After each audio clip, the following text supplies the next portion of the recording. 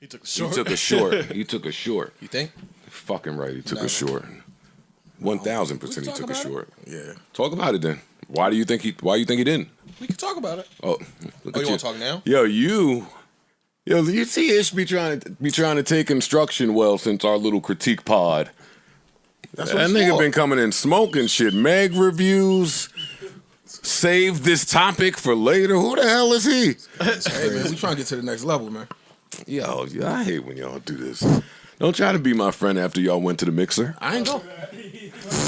Don't try to be my friend now after y'all went to the mixer. I stayed home in the name of gang. Y'all thought I forgot. I hold on to the beef. Y'all thought I forgot. I hold on to the beef. Who you got beef with? The whole mixer. Got the nerve to fucking post a little Instagram clip. I tried to take it off the phone. I don't know why they had a dislike button. And they stole your shit? Huh? Oh, never mind. Wait, what shit? Hey, Alex, I don't want no sauce. What they stole?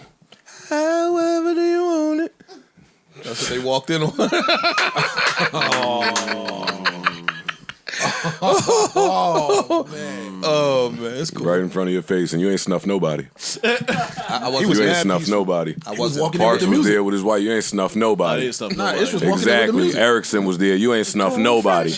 Right? Rob, you was there, but you halfway gang, but you still should have pushed somebody. Just pushed him. You should have pushed somebody. There was a lot of niggas in there moving comfortably around y'all. Rob was in there a cappella. I'm bound to take a look around. I hope we recording. But I'm recording. Oh man, we are. Yes, of course we are. Those niggas. I had to get that beautiful singing tone. What year Jay-Z came out with Blueprint? 2001. That was 01. September 11th. Yep. That was important, what he was trying to say to everybody. So I can't, it was such a genius idea, I can't say I'm the blueprint. But I'm certainly the footprint. These niggas don't mop them floors well. Even when I'm not there, I see my footprints everywhere. Hello? Get quiet when I start talking up. Wake it up. Yeah. They don't get to shine on the floors too well. You can see my prints everywhere. Oh, all right. Now, God damn it. Man. Mixer boys. Y'all gotta talk for a second. Nah, I went home and tried to forget about it. Fuck y'all niggas. Still waiting. No, on you, yeah, though. yeah. Still Woke waiting. up the next morning like, you know Trying to what? sleep it off. Yo, Yeah, but this the content funny- kept coming from it. It was like, wait, you was an op party. It was an op party. Damn, y'all niggas had an oppie out there. Yeah. Y'all heard of Spotify. Y'all probably didn't hear Opify. Damn, Alex. Opify Records in there. Nah. How you do that, Alex? Ish in there dancing around. I'm the op. No. I wasn't there. But why you so friendly with the comfortable around him? I wasn't no. Why you so comfortable around the There ops? wasn't no ops there. Joe is energy up today. It wasn't no ops though. Huh? It wasn't no ops. Oh, so they not ops. I didn't see one person in there that was an op. I don't, fam. I'm just instigating. You killed them I all. don't really care. I killed no. Y'all gotta talk. Anyway, bro. Go ahead. I had a Yo, song. Ice, I man. forgot what I it finally was. did it. What you did? Got the PS5, man. Hey, Shout out there to we my man go. Cordell, man. You put me on, man. Cordell. Yeah, man. He helped me out, man. You got two controllers? Now I gotta get the second controller. That's what easy. the I'm fuck? about to say that new Madden is out. That's why I got The it. smoke That's is why available. I wanted it. Yeah. Oh, I'm Smoke ready. is, the smoke is I available. gotta learn how to play first for a minute. I need All like right, a no week. problem. I Me need like too. a week. Me too, yeah. Ish. Hey, Ice, I was a video game connoisseur. You got a Not PS5? connoisseur. You got a connoisseur. PS5? What system you got? PS5. That's hooked up. I don't know what that. You got a PS5? Yeah, you got it. I know it. Ish. That ain't gonna work on me, Yo, dog. Smoke available. I had to buy it with the little stupid game that I probably never played. Oh, you had to get the bundle. Yeah. What you get? What's it called? Horizon or some shit like that? Oh no, that ain't Horizon West. That's not bad. That's not a bad game? Yeah, Okay, I don't it's know. cool little I never- story. You mode. beat it? Nah, I don't beat none of these games, bro. I play them. You're a mutt then. Fam, there's no point. When God of War come out, then I'm beating the game. God of War. Yes, That's the nigga that they giving back to Russia? No? All right. Pardon me. All right. Go get that game. Whoa. yo. Oh, yeah, That's what I thought. Shit, What, sound a low? little I low. don't hear nothing. My ears. Yeah, what's up over there? Yeah? check your wires. Make sure. My wire is good. It's me. Oh, It's oh, me. oh, I've been doing him? this shit since 02, 03. It's not him. I've been doing this professional. Oh, yeah. now we Turn, cooking with turn gas. up a knob or something back there. Act like we here today. Which I'm Damn. surprised we here today. I'm dressed for vacation. Parks had the levels down. I was gonna overdo it with the white shades. I did not because I heard y'all's voices in my head. Yeah, I'm glad I didn't do it. That's like a yachting boat hat. I mean, a fishing, golf, something. I don't know yeah, golf. Golf. That's a little Saint Tropez-ish. I'm just saying. Monaco. I've never been. Me either. Yeah, bro. All right. Boo. All right. You know what? Say less. I understand. I like when Ish let us know what he gonna be on. Yeah. Word. You see, he showed his ass. He showed his ass last week. Yeah, he can take. Yeah. You showed your ass last week on this podcast. Yo, play your song. Now you instructing me. I don't take instructions from the mixer boys. Oh, man. Anybody that was at that mixer, boys. nah. Yo, you showed your ass last week. We agree. You disagree. Like we all agree. You made us look like shit. You did. I didn't, but it's cool. Nah, you went off. You went off last week. You went off, son. That nigga heard I'm her. That shit really touched you. And broke it down for us. Nah, he did. Hey, yo, dog. Honestly. Bar for bar. Don't. Yeah. You chopping in. You my man. You chopping into the bullshit. Yeah, you heard him. It's jump-ish time. Sorry. He in the car, You're man. gonna get two in a row, nigga. We gonna jump you now. I ain't justice. You know a nigga come down hot. What Shaq say? One of them niggas get hot, what he gonna do? Lay their ass up. All right, nigga. Shaq is wrong. Shaq ain't wrong, but it's cool. Shaq's very Shaq is wrong. Okay. Shaq wasn't really Shaq the is biggest wrong. bully in that Shaq was era wrong. anyway. Even if he was, he wrong. Shaq was wrong. You know why he wrong? Because they can beat your ass from way 40 feet away. That's that old too. Charles That Barkley too. thinking of jump shot. Niggas ain't gotta come down there. I'm gonna 40-foot jump shot you to death now, Shaquille O'Neal. Yeah. Stop it. You saying no? Stop it, yo. Where he go? Fam, the game ain't down in the paint no more. Who would have been on Clay? Rick Fox? I mean, give me the Warriors for everything. Give me the Warriors for everything. You bugging. Rick Fox is on Klay Thompson, the nigga that scored 61 points in 3 quarters. That can't put the ball on the floor to save his fucking And, life. and didn't seem the need to. Don't have to. my That's man, our so point. They move without That's the ball. our point. They catch and shoot. You know basketball goes You two better ways, leave right? Klay Thompson. Klay Thompson. I love Klay. So Klay I don't know Thompson that. plays defense. What are you talking about? Yeah, he No. Who's gonna D-Shaq? Draymond Brown? Fuck is you talking about? nigga? The foul line. He didn't even That's say his name. disrespectful. Yeah, Disrespectful. talk that foul nigga. line. Y'all can talk about jumpers from 50 feet. foul line. Talk about niggas getting their face dunked on. The foul line. Okay, go dunk. On who? Whoever you want to dunk Whoever you on. have a Well, blast. I'm just Go gonna ahead. keep dunking. Go ahead. And we're gonna keep threes is more than twos. I know, but Like you know math, right? Yeah, I do. And you keep dunking, I'll I'ma keep shooting it- these threes. No, and it should tally up right at the All end. of us gonna keep shooting Yeah, these our threes. whole team. And we got Jordan Poole. Wait, who else y'all niggas got?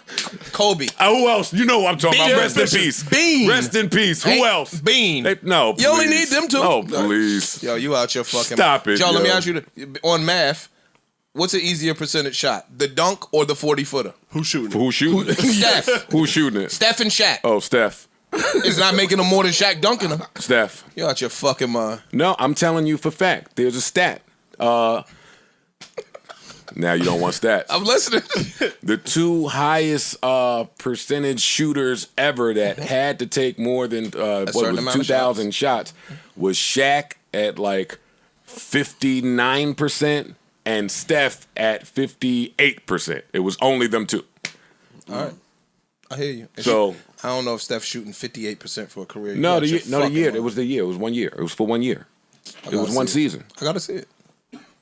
And it was that MVP season. You remember when he didn't miss no threes? you remember the season? It was like, oh shit, we've never seen nothing like this. For a whole 80 games, nigga Yeah. ain't just missed. Nah, it was very few that he missed that one MVP season. Niggas was shocked Y'all when he remember? missed. Do He you remember shot the season? 40% from three.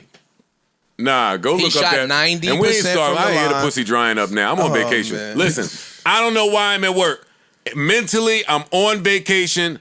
Like the taxi driver dude from the movie that put the picture up in the rear view. I forgot the movie, but I mention it all the time. When he said, I just look at this picture when I want to go somewhere. That's my vacay. I work here for 50 years. Whatever. Yeah, I'm somewhere You else. got new sandals? Huh? Yo, man. It's tough to get them They be because hard these to niggas find. is so corny. They come in and take all the fucking... And they've been on sale. Yo. I can't get the little things with the thing between the big toe and... I want those. What are they called, Those Parks? are the ones. Oh, man. Those are the ones. You told my man That's Parks. not what they call I'm not really on vacation without Flip-flops. those. Yeah, something like that. The We're not ones. calling them. Them not thong. We're not I need putting thongs. those. I need those. those. How many pair of shades you bought? for vacation. And I got to figure out how I'm packing the shades. Like, I got to serve these niggas look, so I got to put shades in there. Hey, yo, listen. You know a nigga rich when they just want the thong sandal instead of just the broad one. You can probably get some Birkenstocks. I got mad sandals. I got the Dior Birkenstocks. No, he... See? He said Birkenstock. Right. So did I. No, you said a word before that.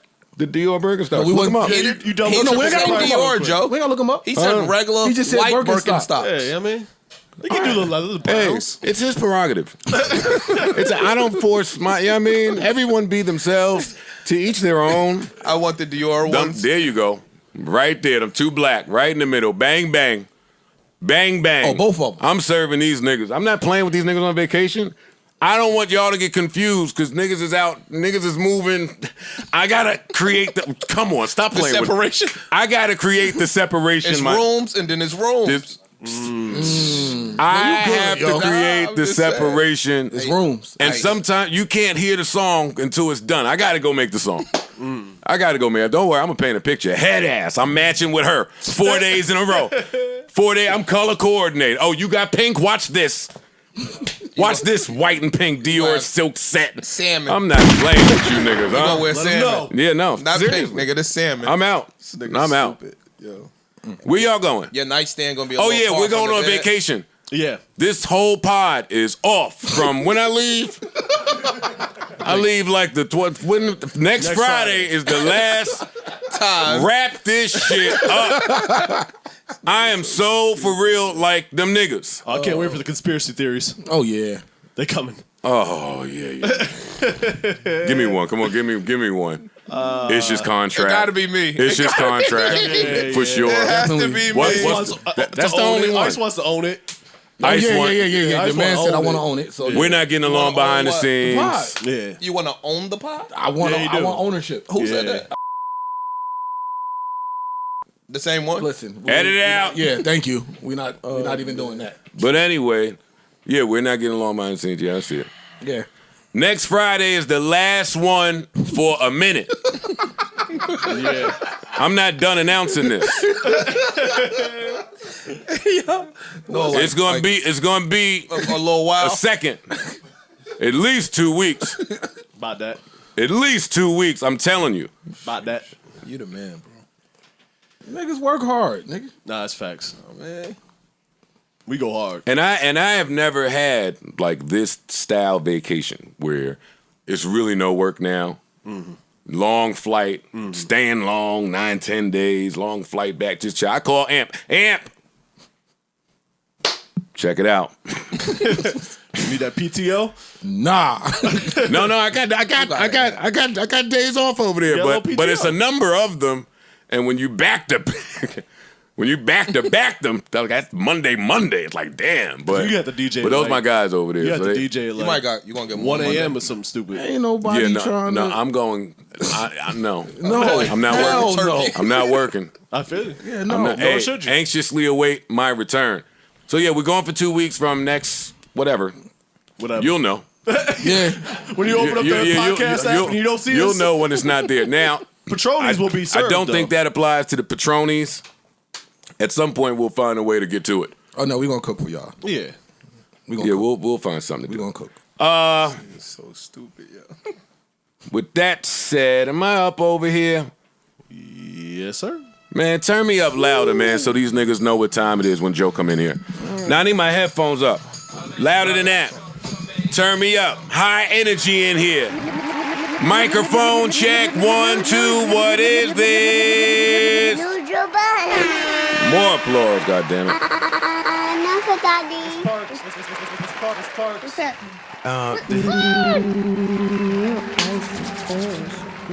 What episode is this? 559. Welcome to episode 559 of the Joe Budden Podcast. I'm your humble, gracious, not humble then, fuck it. I'll listen to y'all.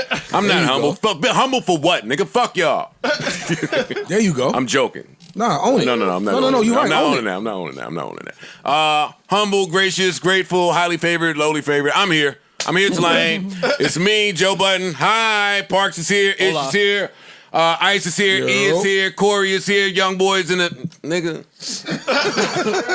I got it. I got it. Still up. What's going on back here, nigga? This nigga so stupid. I'll walk down that hall. All right, man. What's going on? How y'all doing? Chill. How y'all doing? How y'all feeling? Good, man. Feeling good. Feeling good. Looking forward to vacation, man. Absolutely. You out of here? I haven't decided yet. Okay. I'll probably do something light. Maybe a little. The problem is all the places we wanted to go is in the Caribbean kind of area, and this is hurricane season, man. It's a little shaky. Found that out. A little shaky. Is she good? You better get your ass on that plane. You go regardless? Yeah, these beginners. I got trapped in a hurricane last summer, so I know what that's like. I don't want to do that again. Man, listen. I feel you, though. I got some. And had I not... I got some recommendations for you, fam. Yeah, shoot me some recs, man. It's hurricane season. Yeah. Look how That's fast how my y'all mentality turning used to into be until I got stuck in a hurricane. It's Farmer's like, oh, this is not Almanac fun. on them. Aren't you the Farmer's Almanac? Look at you. You get caught in one, your whole shit have changed. Be like, you know what, actually, I could go somewhere else maybe this time. No, I'm out of Maybe here. I'll go hit some Canada. Sayonara. Go Montreal for a vacation. or What y'all something. doing for y'all vacations? Oh, yeah. And Why you looking? Yeah, you ain't gonna say no names. I was just waiting to see what It's an island? No, I'm just if you was going to respond to the host asked the question. I said if you was going to respond. and me and the host understood. Oh, were you not privy to your understanding? Nah. I hate when Ish and Parks is in the same backcourt. I mean, we always back it up. Yeah, I don't like that. You know what I mean? You see him? Yeah, you think we gotta get That's these cool. niggas That's today. cool. Nah. Come on, we can get right to it if y'all want. Shoot. All right, the versus. The versus. Damn. Versus. Versus. All right. I mean, This is a damn I mean, shame. this is in line with something that We have not told the audience what happened yet. Look at you, ready to get your bars off. No. That's not what I was about to say. Nah, not at all. All the naysayers coming out. Swizz and Tim are suing Triller. That's Swizz Beatz and Timbaland. Legends. Yes. indeed.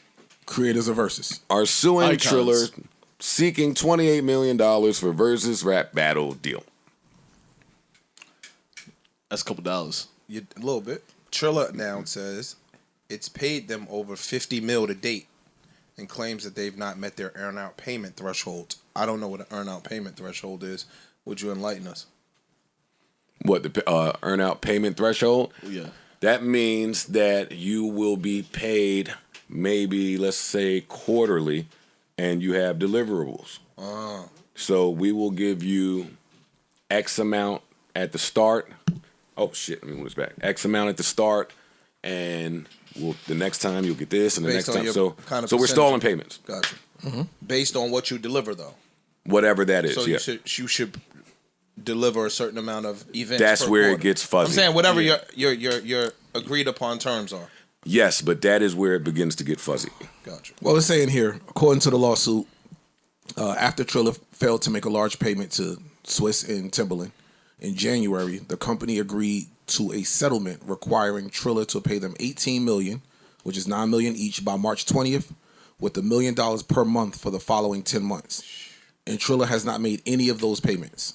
This is what their lawsuit alleges, which I was getting ready to say goes in line with a report that came out a couple weeks ago. I believe it was the Washington Post. I could be wrong. I don't want to get the wrong paper. But the report was that Triller hasn't been paying the creatives. Oh yeah, we talked about Yeah, that briefly on spoke about Patreon, maybe. Yeah. So it wasn't paying the artist either. The people that, like, they had they did some type of initiative Yeah. for black creators. And there were people that had signed on with Triller saying, if we'll put a certain amount of content out and we'll get paid X amount of money, and Triller has not paid anyone. And there were people like, I'm facing eviction. I've been doing this. I'm still meeting obligations because, we signed this deal. I'm sending my invoices in and I'm not getting paid. Mm-hmm. So it seemed like something ain't working over there. I don't know if it's when they tried to, this is just speculation, if when they tried to go to subscription base, niggas wasn't signing up like I that. was about to say Probably so. Or they tried to mix it with the boxing and it just ain't work. I don't know, but it seems like the money is running kind of low At Triller. at Triller. Probably the case. I don't see how they make money. No, they have endorsements I'm at all the things. They're usually sponsored by somebody. They have the shit written all over the fucking set. Now, They usually have bottles or whatever the shit may be. Yeah. And if you're an endorsee, we gonna rock the first time. Let's say you Pepsi. Yeah. I'm gonna give y'all XYZ. And then they don't pop. Like, I'm not giving y'all no more bread. You get what I'm saying? Like, we just throwing numbers out. Like, if I want some Parks sneakers. Yeah. And I think that your sneakers gonna sell a certain amount of sneakers in first quarter. If it don't pop, I'm not putting no more money behind your shit. Yeah, that's outside of my Of course, my wheelhouse. I'm just guessing. However, I think the way that usually works, and you correct me if I'm wrong, it kind of don't matter how the shit performs. It's I'm putting you in front of X amount of people. This is what the rate is for that amount of people. True. And then Like a commercial. like Super Bowl. Yeah. The Super Bowl is projected to be 100 million viewers. But I don't think they come back to the NFL if their fucking quarterly isn't a jump right there and say, yo, actually, we're not going to pay you no more. Nah, Or next year, I'm not giving you that yeah. because you only have 50 million viewers, and we projected 100 million last year, and I put commercial spots based on those projected numbers. Y'all didn't meet them, so now I'm not gonna give y'all the same amount of money next year. Yeah. Or just, we thought by spending this amount of money with you, it would bring us back a certain amount. And even if y'all had 100 million viewers, it didn't turn into product. It didn't turn into sales for us, so we could spend that money elsewhere. Maybe. It could be anything. But it just seems like the money is slowing up over there at Triller, and they're not paying anyone. That's a damn shame. What you think? It's all so complicated. It really is. It is. And we don't, there's so much It's big money talk. I know no facts, None of us do, by the way. so We're speculating here. I'm speculating, and this will sound vague, but they either made a whole lot of money or they didn't make any money. Triller? Yeah. Either Triller is doing really, really, really well, Or really, really bad. or they're doing really, really, really, really bad. I would assume the latter. I think it's the other one. I would assume. I haven't seen it. Now, I don't know because that gets into the numbers of things. I haven't been following how the boxing shit has been doing. I know it's all looked out of order. That's when Ice came in here and said, hey, there was a few of these Verzuz battles that were blanked out, promised to us that we never received. That's a fact. Yeah, you did say that. It's also weird because for the most part, I know there was a couple that weren't, but for the most part, they've also been live on Instagram and YouTube. So I don't know how all that shit Gets broken down financially. gets broken down or what the benchmarks are and shit. That But was, I would assume a lot of people are watching it not on elsewhere. Triller. That was Cypress Hill and Onyx beef. Because it was like, yo, you didn't put ours wide like you do everybody else's. Right. You put it behind the paywall, and it ain't a lot of people over here. And I even said it then. I said, yo, I believe that might have been a test just to see exactly how many people we got only paying. Istradamus, man. But they can't do that with Cypress Hill and Onyx. You know what I'm saying? Like, no disrespect to them, but you got to have a Usher, Chris Brown. You got to have some big name shit, and then you can say, yo, this subscription only. You can't force a nigga to go watch certain things. Remember I came in here and said that they offered me a blank check. And with that information now, you know what a blank check means? Blank. Maybe we'll get to it. Maybe we won't. We don't plan on paying it. Right. Yeah. Hey, you can write. You can write down whatever number you want. What do you want? How much? You got it. Sue me. You got it. Stand in line. Yeah. Especially if the payments are installed. Yeah. That's one. Two, the owners of Triller, or the co-owners or whatever, I read the shit, but the two guys, they've been around the block and have their own reputation. I'm certain that both sides did their due diligence to add language in the contract for both sides that would give each party an out whenever they wanted A certain one. amount of That's protection. the other side to why these big deals don't really mean shit. Because what's the language that gets us out of this ASAP? I don't know who has the better of the side, but if I'm assuming Triller is broke, I put that side to Timbaland and Swizz. I do. I do. If Triller's broke, I give it to them. If Triller is not broke and is going to make them jump through hoops and hurdles and drag this out and make it a long, drawn-out thing before they eventually settle, which is what will happen at some point, well, then it could get ugly. And it probably will get a little bit ugly. Probably so. And I wonder if it's going to keep... Because this is already ugly, the fact that it's public. Read that last. Because Triller is... Well, let me finish. Right. What, this one? Yeah, the last one. In December, Triller announced plans to become a publicly traded company. That's exactly what I was about to get into. Through a reverse merger with SeaChange International, a provider of video streaming and ad technologies. The companies had claimed the value of the new entity to be called Triller Verzuz Corp. Would be approximately $5 billion. However, in June 2022... SeaChange and Triller mutually agreed to terminate the merger agreement per a regulatory filing. That's what I was about to get into. It's already ugly because Triller would be trying to go public. Somebody would be trying to go public. And the worst possible thing when you're trying to go public is a headline. Bad business, yeah. Yeah. And a headline of and about bad business to scare away other people. So this is already a nightmare. So it's going to get uglier. And they will eventually settle.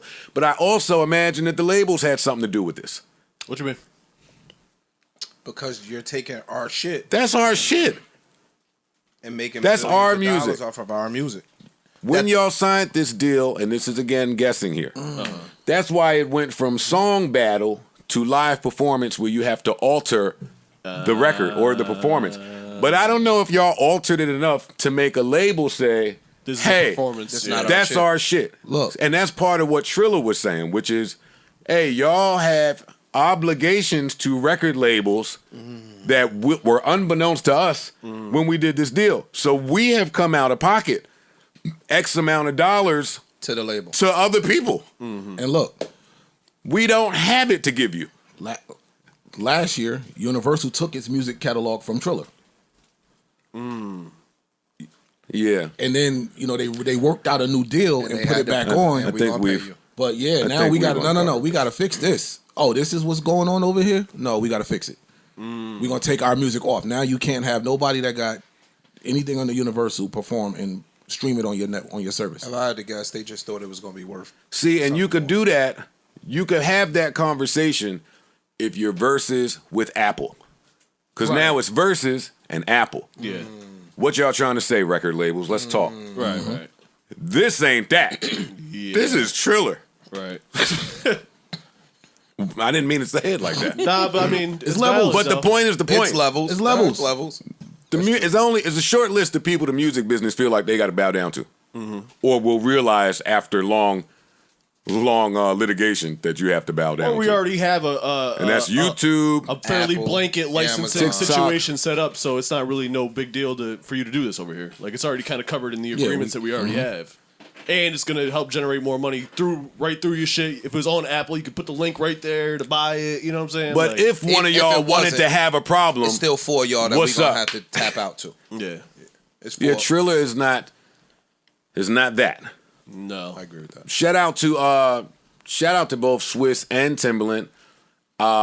Ice and I were talking on the way here. I do not think this is the end of Verzuz. do you think that? I don't. Do you think they'll just start renegading it? They're out. Yeah, they're out. They're off to the next one. They left Apple, had to find out what they was going to do. They announced it. Yo, we doing Triller. Here's a SPAC. Break some of this down. Give out 2% of how much equity they gave out to the creators. Make it look good. I like how it looked. Yeah, It looked great. I got a little bit. Awesome. But now, where you going next? Their mission is still the same. Unless they fund it themselves, and it don't seem like that's what they're trying to do. You mean Swizz and Timbaland. It's their shit. I don't think it holds the Is same it still value. their shit? That was my thing. Did they sell? It's to their Triller, shit if or there what? are outs in both sides that protect both True, sides. In my theory, I have Swizz and Timbaland winning and ending with ownership of their IP product. Okay. and their money. Do you still think it holds the same value though? It does. Yes. I think It it'll does. hold more value. It does. It does. It will. Especially if it goes to a more convenient to- platform. Yeah, Verzuz is still Verzuz. It's still Swizz and Tim. It's still their relationships that put this on. It's still their savvy. Like they do this. They're And just they're just talking to distributors. Apple was an amazing distributor. Thank you so much. It didn't work out here. We got a big bag from Triller. Oh, y'all don't have my bag? Give me my shit back. All right, who's next? Who next? YouTube, what's up? Y'all see what we did? Revolt, what's up? Y'all see what we did? You can go and Netflix. You can HBO. It's their shit. When it's yours, and that's the importance of ownership. I'll spare you my important ownership rant because you niggas just go sign slave deals anyway. Yeah, that's what they're doing. I think that's how it will end. I think it has a value. I don't think it has the same value because I think what Triller is running into is a challenge in monetizing it. Yo, I had the best show on Complex, and they told me they couldn't sell it. You know whose problem that is? Complex. True. You got to get with your ad. Who sells ads here? True. Let me go speak to them. I can't speak for who Triller's ad team is, but that is what would be said. You know what's the hard thing with that though? With Triller, with Complex, it was you and Ak and Nadeska, right? So we know what we getting. With Triller and marketing that, you never know who the artist's going to be. So if I'm paying you some money, I'm going to pay you money again for Usher Chris Brown. I'm not going to give you the same monetary amount for, I don't want to disrespect nobody, but other acts. If you have the numbers that they have and can show and can show how they did it, that's out the window. But no, it's going like this though. But it's still... It's not, which is why they made up that flyer, not made up, but presented that flyer with the names blurred out. Because at the deal, I'm assuming, hey, what are we getting? You're getting this. 9 battles. You don't have to know who's there. We're responsible to bring in this amount of numbers back. And even if it's an average, this is the average of what we do. Yeah. So that's still numbers. I agree with you. What I'm saying and is... it still falls, I want you to make your point, but that ad agency for Triller is important. If the ad agency at Complex can't deliver, well, hey, Spotify didn't have that problem. I just think it's variables. No, I agree with you with regards to your Complex talk. I'm just saying with Triller, I just think it's harder because I think it's variables. Like, what are we going to pay the artists? What if Amazon get Verzuz? They have enough money to pay the artist whatever dollar amount they want. And they have a different ideology when it comes to ads. Right. We own half of America. True. Right. We are the ad. We're not calling people. They're calling us. That makes sense. It just depends on who you are partnering with. That's true. And at the end of this, I think they'll find a new home. Hopefully. It's too proven. Yeah. Yeah, It's too proven. It's still value. It's too proven. Even Niggas is going to check for that. It's too proven. Niggas are going to check for it. And even post-pandemic, it evolved. Yeah. And it went from just Instagram, you on your phone, me on my phone, to full out concerts. Productions. You're selling audience, and they're proving that they can get audience. They even got it live to the point where, again, I brought up that's before, another revenue stream. Apple. All right, so now I'm going to partner with what's the niggas that do Live Nation? Like it's just so many different things. Shit, Rolling Loud, you see them jumping, trying to make moves. Like this could go any way. Yeah, this is the beginning of the road for Swizz and Tim with this property. Yeah, really. And we see what it's worth because that number says $28 million. Right. No, 28 that they owed. Yeah, but they got I think they got. No, they got 50. Oh, great. Triller said they gave him 50 already. Yeah, but all of that is we don't know any of that. Fact check It's both sides. Yeah, true. It's both sides arguing about money. But either way, the numbers they're throwing around tell you the value. Yeah. It ain't chump. That's true. So it's far from chump, actually. I'm not getting $50 million in my last deal and then running down to 10 and 15 in the next one. Right. That ain't how this one goes. Right. Not the pocket watch, but that's what we are. Yeah, we are. But yeah, I'm not going from. I stopped watching Swizz House when he was. Swizz Pockets when he was roller skating around the big fucking puppets in his living room, and when I found out he lived in Iron Man's house. In Iron Man's house. Hey, at some point, your pocket watching days have to end with some of these people. Yeah. They are out of here. You can't keep up with it. What Hov say? That house is on my wall. This little pretty art picture right here. And now that I'm looking into black art, boy, it's expensive. That shit's so expensive. I want to put some of that shit outside and outside of the house. Gotta let niggas know what's up. Nah, for real. These black artists going crazy out here getting money. There's so many ways to get money out here. All right, leave this show again. Come on, we out here. I ain't like. Well, off of Verzuz, Diddy and Jermaine Dupri said they're gonna face off in a hit versus hit. So it's not a versus. It's a versus-less versus. Yeah. No, it's a Triller-less versus. Versus versus. Yeah, 'cause versus, it ain't yeah. branded. It ain't branded. No, It's no a matter Swizz and what. Timbaland versus too. It'll be branded though. Oh no, Oh, no I believe question. that. It's going to This have will a be the brand. Ciroc versus, And no there's going to be some question. spanky behind it. If Puff and JD going to put their name on it, somebody going to pay. No question. You out your fucking mind. I'm glad to finally see it though. I mean, they've been talking about this, for I feel like years now. Come on, JD. Come on, JD. What?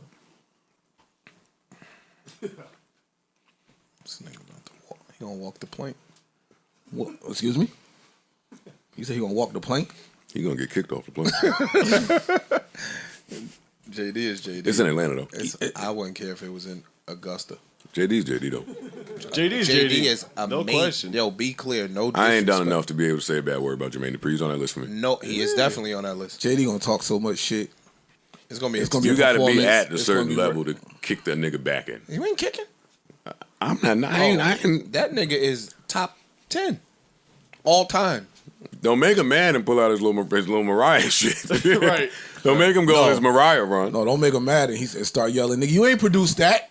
You ain't do the asshole gonna That come too. out. Yeah. That's what I'm talking Yes, about. I did, nigga. I I don't told him care. put that symbol right there. I don't care. Ting, ting. You hear that? That's me. I ain't produced it. I just jumped in the booth. I'm on most of these songs. That's it. I'm ad-lib. What you take want? that, take Yeah, that. I'm. Playing right in That's the my verses voice now. right there. As we, bro. Yeah, that's me. I don't care who did this beat.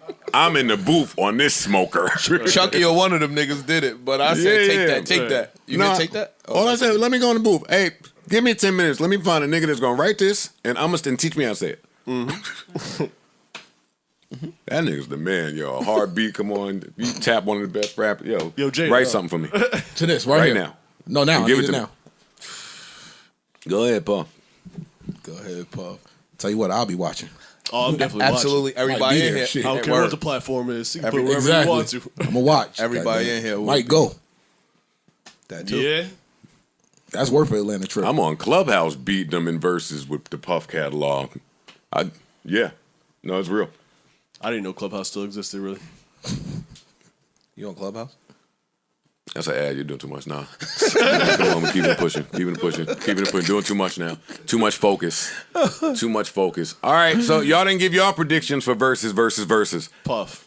It's Puff. No, not this versus. Versus Triller. I Everybody give a prediction. Come on. think they end up at Pick a side. Amazon, Apple, or I'm team versus. Either Amazon, Apple, or YouTube. No, I just think I'm asking in terms of this versus. Who comes out on the better? Triller or versus? Versus. Versus. It's over for Triller. I think versus. In fact. I think, Yeah. I I think, think this will be the I think nail in this the is the- coffin for yeah. Versus. yeah, for I think that rather. Triller doesn't have the resources They already got smoked by TikTok. or They're gonna just capabilities get- just to monetize it. Hang it up. I don't know how they can make money Vine from 2.0. It's over. Yeah. it.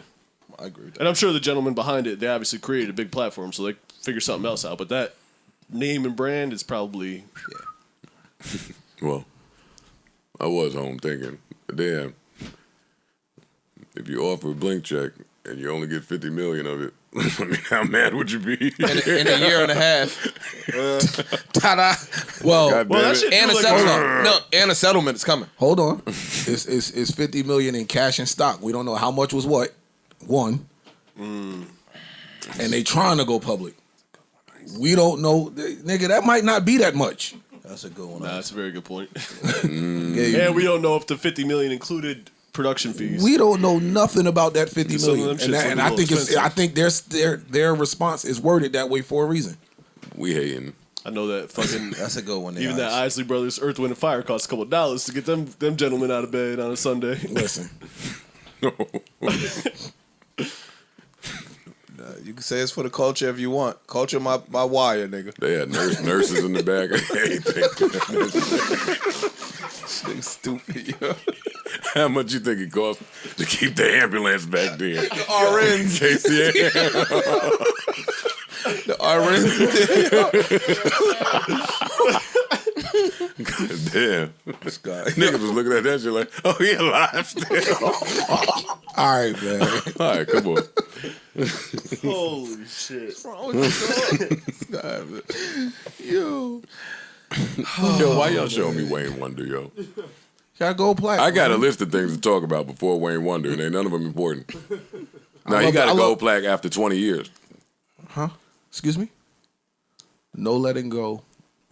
Wow. Yeah, No Letting Go just went gold after 20 years. That's impossible. I'm definitely calling Def that Jam. sounds crazy. Check on my That's shit. impossible. Yeah, something wrong with That's that. impossible. Yeah, I know that an sound extra right. 4,000 niggas boy pump it up. I'm calling it there. Over 20 years, he got a point. You got to go back for them old plaques. Hey, Yeah. hey, what's that at now? Yeah, I'm still here. Hold up, fam. What? I don't know who bought it, but this shit right here has at least 100 million spins. No, no, it don't. You crazy? It was stuck on. It was stuck on. Nah.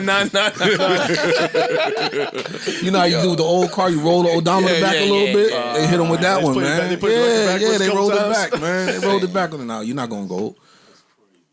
Probably some clause in there, and then after, if it's a gold Wait, record didn't after they 20 cancel years, this record?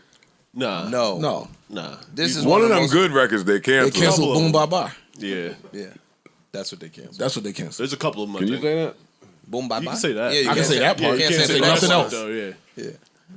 This right here is Leave it one of the alone. most popular songs of the Yo, last. these two new decades. niggas are erasing, get niggas cold catalogs.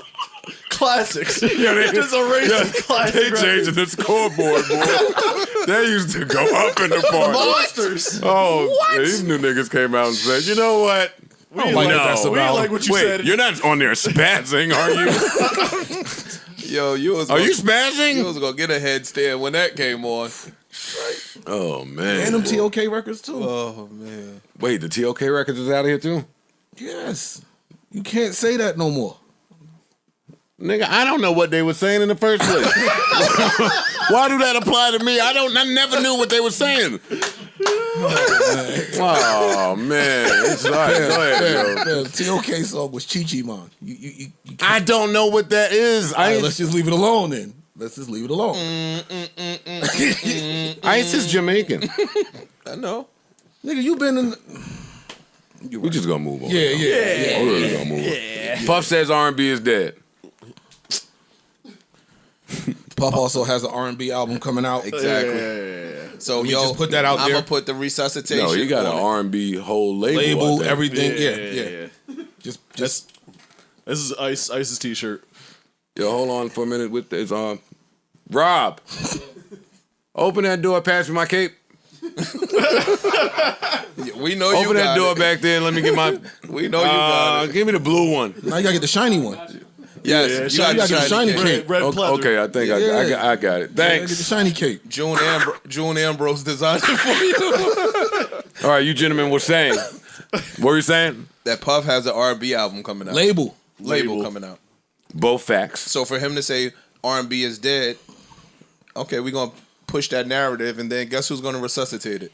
Old Puffster. The old good old Puff. So he didn't say that. He didn't say I will resuscitate it. It's implied. No, that part that's yet. implied. He just said, no, no. We are grown men. We're not gonna say another nigga's implying. Come on, let the girls do that. Cool. He said implied. We men, yo. No, That cape is flapping, boy. You see this shit? Yo, I hate when men don't do even that. see He a fan. implied. I don't even see a fan Charge in me here. for what I said. Talk to me about the words that came out of my mouth. Now what I implied.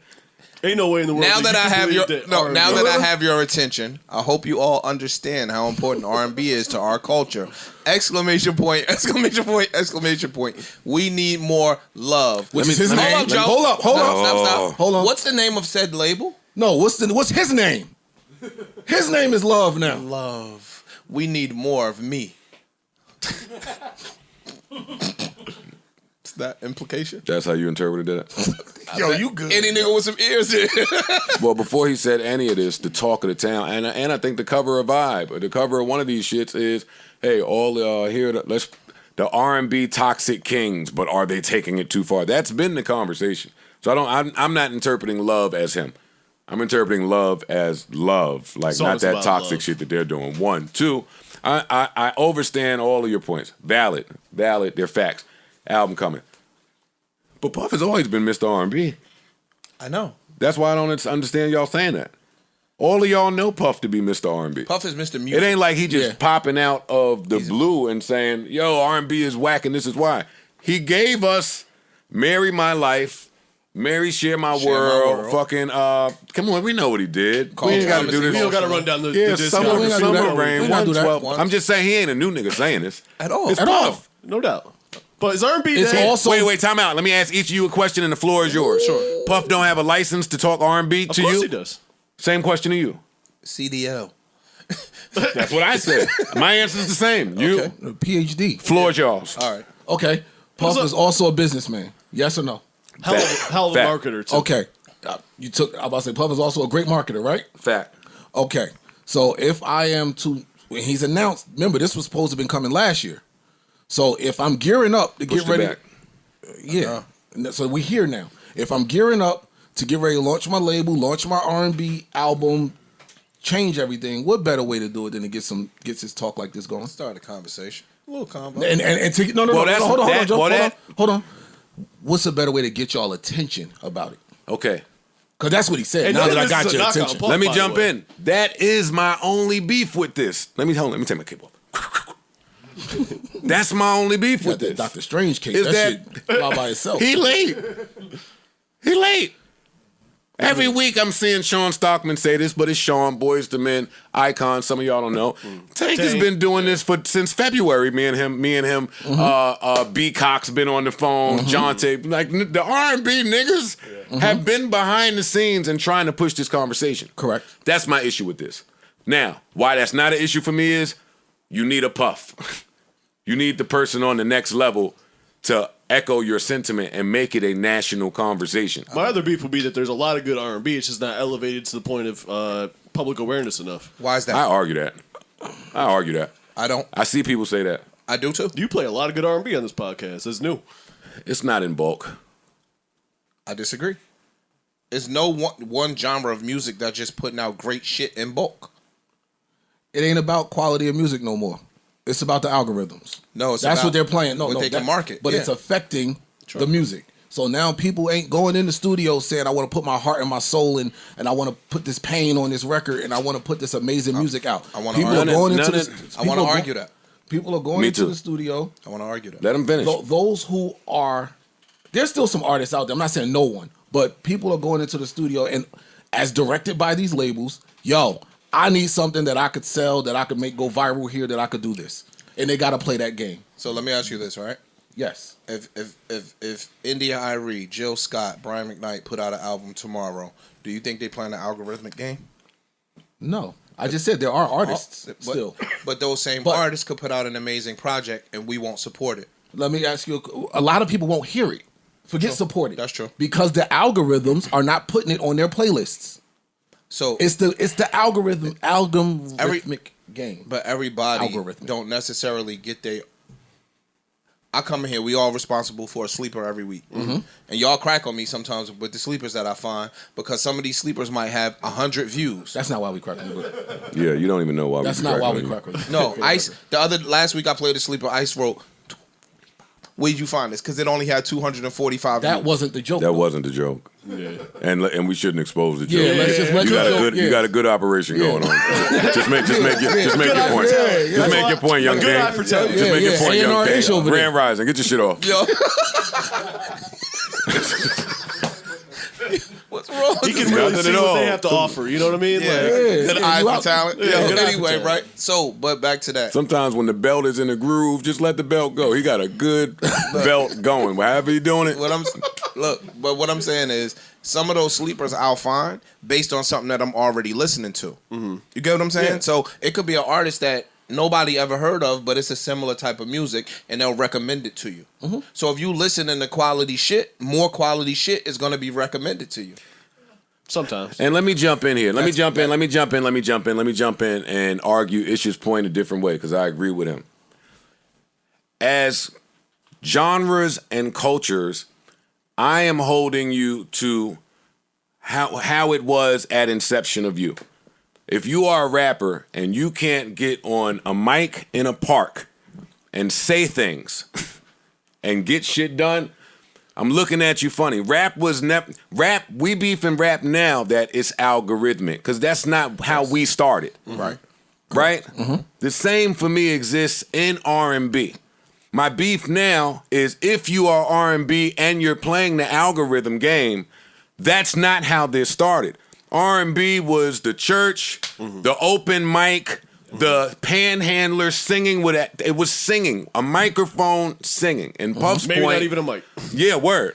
Yeah, shit. train stations. Not one synthesizer in sight. Now, I don't apply that to white formats because from the start, they always had radio. They always had video. Our soul singers had to go play the clubs. You just had to use your voice. Yo, you opening up a different level of conversation, but I'm gonna But let I you mean, finish. but that's where this is the new age version of that. So when Puff was explaining himself, he said, "Name me 5 singers today that can sing without auto-tune." That is a valid question in this R&B conversation.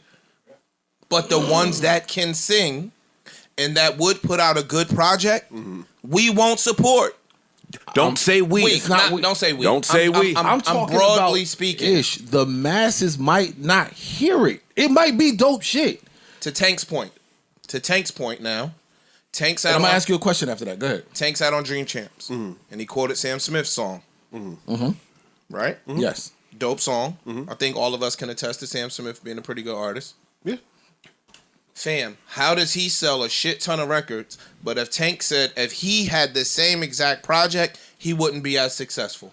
So now you start looking at what's pushing that artist. Somebody still got to buy it. No, they don't today. They really don't. Look at these numbers today. When these sales numbers come out, it'd be like this person did 60,000 first week, right?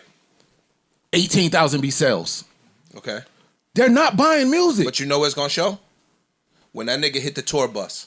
It's Oh, gonna no, show I them, agree with Because you. you can't fake them asses in the seats. I agree with you 100%. So- There's acts that's #1 album of the week that can't tour. So what I'm saying now is there's an appreciation for a certain type of music because when a nigga go on tour, Adele is selling out tours. And Now, let me, hold on, and hold no, on. you Adele hold is on. selling Hold out on. tours. Let me answer this question. But the Tanks, these are people that have long fan bases they have fed for a while. They have real fans. A brand new artist today is hard for them. They're up against the machine, dog. But you keep putting Stop. all art Everyone and new stop. shit. Everyone stop. Everyone, just saying, go ahead. everyone stop for a second. Jesus, it's tough. Ice, them first week numbers and the projections and the sales of the project from the people that just much like the Billboard spots, much like the Grammys, who is that for? Oh, that's for the labels. It's for the labels. Yeah, that's all label shit. It's for the labels. Of course. That's who that's for. And it's fake That- most of the time. and because the labels got to play that game. The independent R&B artists, and trust me, there's many of them out there. Because if you look at the bottom of your favorite joint, It's their name. yeah, it's some other shit written down there. It ain't the label. We never hear what you saying about those artists. We never hear such and such. Asian did this her first week. We don't never hear Right. Cleo Soul Cleo did this Soul, her yeah. first week. We don't Correct. hear none of that. They're not Know playing why? that game. But they're not playing that game because they're looking at a different set of numbers when some shit come back. True. So yeah, I'm with you. so it's not so yeah. So but in y'all conversation, it's just right. They got to go on the road and get that money. Y'all both right. But in my conversation, a road. No, we seeing value from all over the place because we not doing what you saying needs to be done here. So we don't need to sell. You don't need to acquiesce and bust your ass and So do then- TikTok and but clout listen, chase and no, and, look. and wait pot stir to have an interesting conversation or trauma bond or stir the emotional pot. You don't need to do none of that when the music is good. That's true. I And agree. you didn't sign your likeness away and your publishing away and your fucking in perpetuity. If you're not moving like that, you don't have to become a slave to the game that you keep describing. Is all I'm saying. Now, what I'm saying is when everybody keeps saying killed R&B, they talking about the popular shit that they seeing at the top levels. They're not talking about those artists and acts that y'all list exist. They're gonna always exist. Yo, and you know what? They are. They're gonna but exist. But you know what happens? The people that are doing it this way rely on the ways that independent great music makers do. Word of mouth, fucking a hot tune here. That's what Just happens. a So let me good, ask you all a solid question. song, Let me solid writing. let me No, ask but wait, y'all a no, question. but wait. See, I'm a pillow fight both of you. Last We're having week, a 2 weeks. discussion. I know, but y'all won't let me finish my point every time. Last week or whatever that was, I'm going to strip club with Youngberg. He says, "Put on your hottest R&B person." You know, he's industry executive, man. Yeah. I start just throwing names. He ain't on. No, he don't know. And he's I'm playing. Now I'm on my 5th, 6th, and 7th hard saying. Cleo soul song, and he's just unfamiliar. He didn't know, but I'm leaving here. I'm gonna go do my research. Oh, she's a part of Salt. All of that. The same thing got to happen for somebody like a Puff. Yes. And who Puff got Stacey Barf with him. Stacey, I love you. Mwah. Puff got Stacey with him. Like the people we naming should have people around them to point out the who's, what's, and what's. That's what an A&R used to be. Right. The person to come to the executive and say, this is what you need. Him. Right here. They not gonna fucking know. No. How you gonna know? That's true. The fans kill me. Yo, y'all didn't break down such and such. I'm busy. I didn't hear it. Maybe you not seeing the lane I'm trying to go in. I ain't sitting around listening to albums. You need somebody around you to point this stuff out. That's kind of what I've been saying. That's what I'm saying. Like, because it's not... Oh, I thought I was smoking you. No, you're not smoking. You're saying the same thing. Somebody like a Puff, because I don't have anybody around to point that out to me, I might think R&B is dead because I don't hear it. Even though they are going to continue making, them acts like the Cleo Souls and all of them, they never going to stop. There's going to be more of them next year. They're going to keep coming with that same music. But if nobody shine the light on it, Tank is retiring. Niggas ain't going to hear it. Tank is retiring. Know why that's so sad to me? Because that's one nigga off my list of people I can always count on to get R&B from. Except for that one album he tried to bug out. But I can always count on him to do this, exactly this. Listen to it, the whole thing. And shout out to Cardiac, you back again, goddammit, with fucking number 4. No Limit, he's good. Cardiac's good. Friend of the show. Friend of the show. Yeah, Cardiac got some shit. He all over Tink joint too. Boss. Oh, yeah. Nah. Good talk. Yeah. I don't think R&B is dead. Not even close. Not even close to it. I think A&R is dead. I was about to say, I think A&R's is out here stealing money, and young niggas. No, they're not stealing money. They're just playing a different game. I look at the job postings for them, and it's data. Dog. They want data. That's my point. So now you're gonna go get yourself hot on Instagram, and we gonna find a nigga that's already hot on Instagram and bring him to the label instead of finding a true talented nigga that might be a little quirky. We got to work on his image, but he's talented. Right? You get what I'm saying? Yeah. Like, so we gonna bring him some nigga that's from because when you talking A&R to the label, it's that. Anytime you say label, it's the algorithmic game. Unfortunately, as opposed to the talent game. As opposed to the talent game, and that's what I've been saying. They're in the business of selling records. They are in the business, and unfortunately for today, what sells the record is the algorithms. Brent's reply to all this was that subgenres are dead. Just create a vibe, put it out. I actually saw, I forgot what the podcast was, but they was talking about that. That in the future, maybe near future, music may be genreless and mood based instead of genre based. I kind of see that. This is R&B. That makes sense. This is chill. This is up tempo. This is aggressive. This is that's what they. If you go look at any of these streaming services, they literally have the playlist named that. Yeah, exactly. This is the chill playlist. Whatever. It's lit. Yeah. It's this. It's this, and that's all it is. It's all different type of music for that mood. That's the game they playing now, and that's the game that all the majors are playing. R&B ain't dead, but it's severely injured. I don't think it's that either. Nah, it's a little bruised up. Name me 10 right now. Then stop, man. Fam, I'm not an R&B guy. First off, that's not my main genre to listen to. But what I'm saying is, dead and not being pushed by those the labels, the algorithms is two different things. If you're not playing that game like the artists you named and they still out here getting it independently and doing it their way, it's not dead to them. Let me ask you, does that come into fandom? What you mean? And I just keep saying this. There's a fan out here that wants certain shit. Yeah. Cool. Certain artists are putting out R&B shit. Exactly what you want. Exactly what you want. And some of them are making great money from doing it. Why aren't the other people making great money? At some point, I think it's a fan thing and who your demo is. So how do we describe Ed Sheeran? You naming people that are signed to majors, first off, and that plays a major part in that. When you say Adele and Sam Smith and Ed Sheeran, these are people signed to majors that they saw that they could market. We can get you the right song, and we can market it and blow it up. So why can't they do that for somebody else? They can do it for whoever they want. They just choose not to. Yeah. Because it's easier to find the guy that is already figuring out how to get popular on his own and get people He's to hot on the internet. Yeah. Half the work is done. Yeah. It's unfortunate, but that's the game. That's the game. They don't want to develop no artists no more. Yo, come to us with a hit. Come to us buzzing in the streets. Come to us buzzing on the internet. How many followers you got? They looking at your numbers. What's your impressions? What's this? What's that? Okay, cool. Now we can work with you. Otherwise, go get your numbers up before you fuck with us. Go out there, work harder. It's sad, but that's not good business. I don't know the music business. I look at that as shitty business. Me personally, the major label business is, I think, fairly generally looked at as shitty business. I'm talking about, but they still in business to make bread. No doubt. So when you establish a long-term artist, you're gonna eat off that artist for a long time. The label is. Ish. What they keep trying to tell you in very nice ways is there's not very many people that the label's looking at to establish as a long-term artist. The people that y'all named, Adele and Ed Sheeran, are long-term artists for the label. How'd they get there? Don't ask me, because I'll turn into something else up here. No, I'm just saying. I kind of was steering us that way. I'll turn into something else. No, I was steering us that way, but all right. It's cool. I just think it's a market for everything. There is. There absolutely is. And I'm better find yours. Take it off of R&B.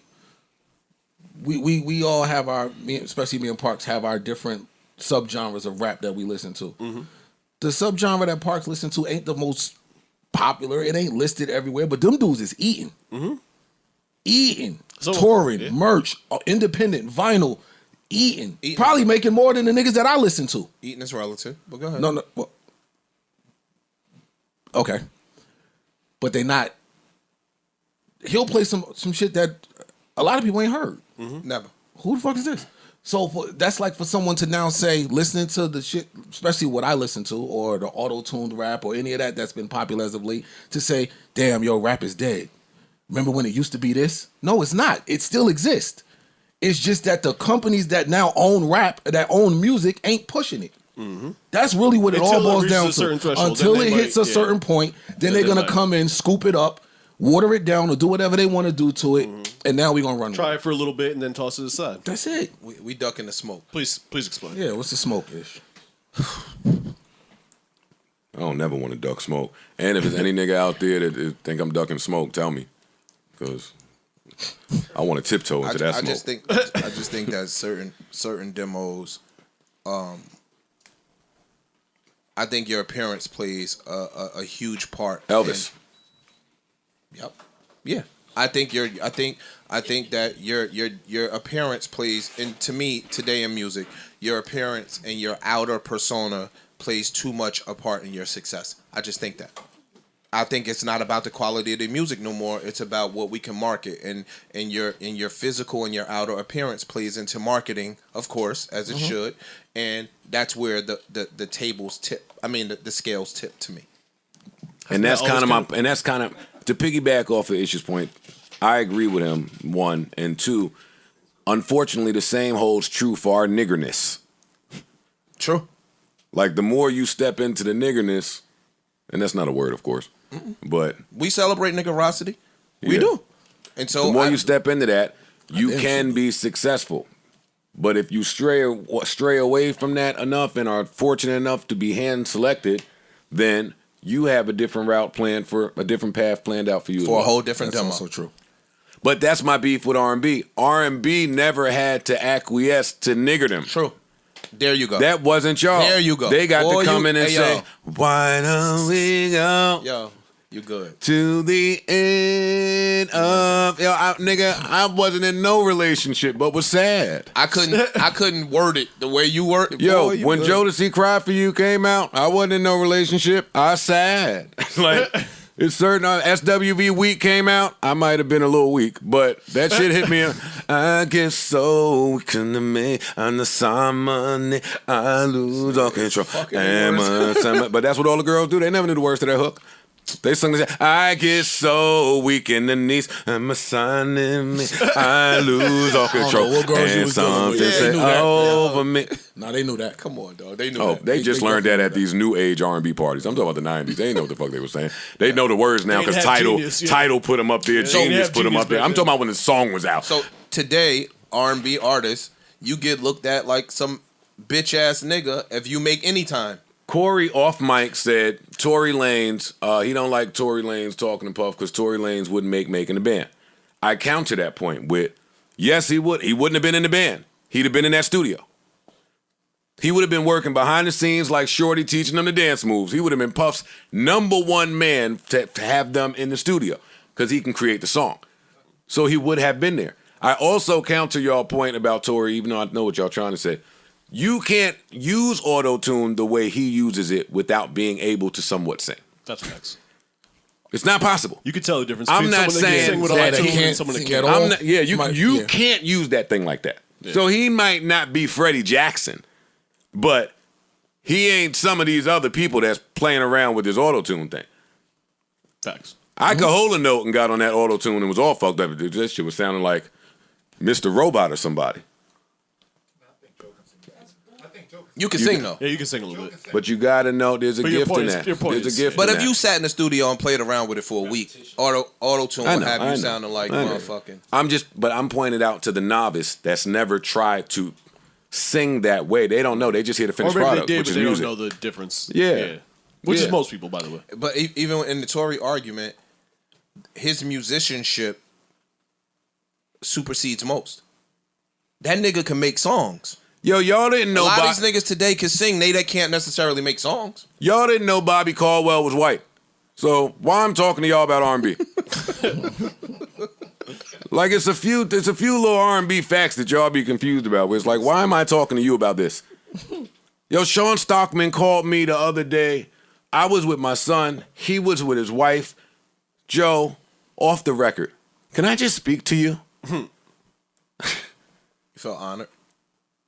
Well, I'm honored anytime somebody that I put on my Christmas list in 91, hey, this album, like, speaks to me. Bun B, Scarface, Puff, another one. Anybody that I was rushing to the store for that values my opinion, I'm honored in that. Yeah. Especially when they know that they could call me to have like a heart-to-heart because I care about music. See, you get back what you put out. That's also in this argument. In R&B, if you stop caring about the algorithm and the TikTok and the fans and put out what's truly in your heart to put out, you'll be all right. That applies to all genres, by the way. I think the numbers come. That's all the way across the board. And I think the numbers come. Division on Twitter hit me or was hitting the fan back, and he was like, Joe just got to stand in being wrong when he wrong. Like, he ain't going to never come back and say, I was wrong. And I said, hey, no, time will tell if I'm wrong. I'll come back and say I'm wrong. And then he replied with all of these stats. Yo, this is the most talked about song in the last 5 years. Yo, this is the most played song over the weekend over June. This is the most played song. He replied with all of these little robot stats, and I read that shit and said, what the fuck do that have to do with my point? That's them bronze stats. I mean, Bron got real stats too. No, but they'll come out with the... Yo, he has the most 50-point game On a Tuesday. with 5 assists in the month of December. Ever. Also about to break that Reemy. Huh? Huh, Mike fans? Shut the fuck up about that Mike shit, yo. I want to hear that Mike Jordan shit no more, yo. Quiet on that, man. Quiet on that Mike shit, yo. I'm about to break the Reemy in the first 3 months of the season. Yo, hey, highest paid player ever, most points ever, most playoff games ever, most years ever played. My son is in the league. I'm ushering in. Yo, don't talk to me about Mike no more, yo. What he did against Craig Elo and them? Talk to me about that shit, yo. I got all the Jordan 3s I need, all right? Huh? I got all the cement 3s I need, all right? I love riling up the old niggas. Look at the old niggas. Go ahead, get your shit. You're on a podcast. Don't look at me. This ain't a look cast. But look, yo, the same shit you love riling up the old niggas. That's what that R&B argument is.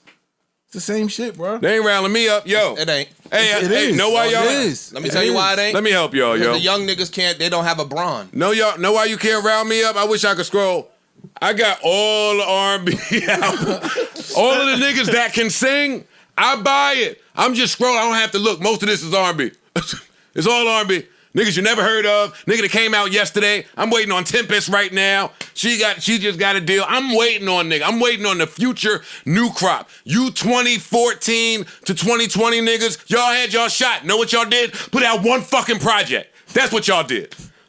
The fuck are we talking about R&B is alive? Y'all got it and put out 2-minute 2-packs. I ain't trying to rile up old niggas. You niggas stop doing the work. The game changed for them. Good. Hey, go get it. I support everybody going to get it. Changed for them. But the music lovers will judge on music lover judgments. Understandable. Not this new shit. Metrics. Not this new shit going on. Two turntables and a mic. Rules still in effect. Facts. Sedgwick Ave. Rules still in effect, yo. Rules are still in effect. If you changing that shit, you're doing that for the people that I used to talk about, the mainstream. Yeah, that's. And if we talking about the mainstream people, most y'all trash. Y'all are bad. Nah, I'm with you there. Yeah. Y'all are bad. That part. Huh? I have Leon Bridges. I know what's good. I've heard Raheem Devon before. I know what's good and what's bad. It's me, yo. I talk R&B with any of you niggas. The fuck is we talking about? Niggas is horrible. Yo, what's Sean? Y'all so bad, I gotta wait 2 years for SZA. More than 2 years. More than 2 years. But I'm saying 2 years since when I thought she was coming out. I'm still waiting. Whenever it come, it come. That's how bad y'all are. Y'all suck. Yo, that was his response? I didn't see that. That was terrible. No, that's marketing. I'm not mad at the marketers. You're right. Market. I don't want to seem like a hater. That is the game that they're playing. I'm not mad at the marketers. Get y'all shit off. But when the music lovers start talking, y'all got shut up. Mind y'all fucking business. Stay on y'all side of the club, and we'll stay on our side of the club. We don't care what y'all do over there. But I'm talking about music. As far as artists, I don't give enough of a fuck about most of y'all. Some of y'all make really great tunes, though. And that's why I'm here. That needed to be said, too, man. Nah, you gave it to him. Yeah, that's true. No, I thought Sean was gonna tell us what Sean said. No, he said I would never. off the record. Oh, I would thought never you was say gonna what Sean no, said. no. But that the point was, niggas that I've said we having long talks behind the scenes about, yo, what's up, man? Yo, what's going on?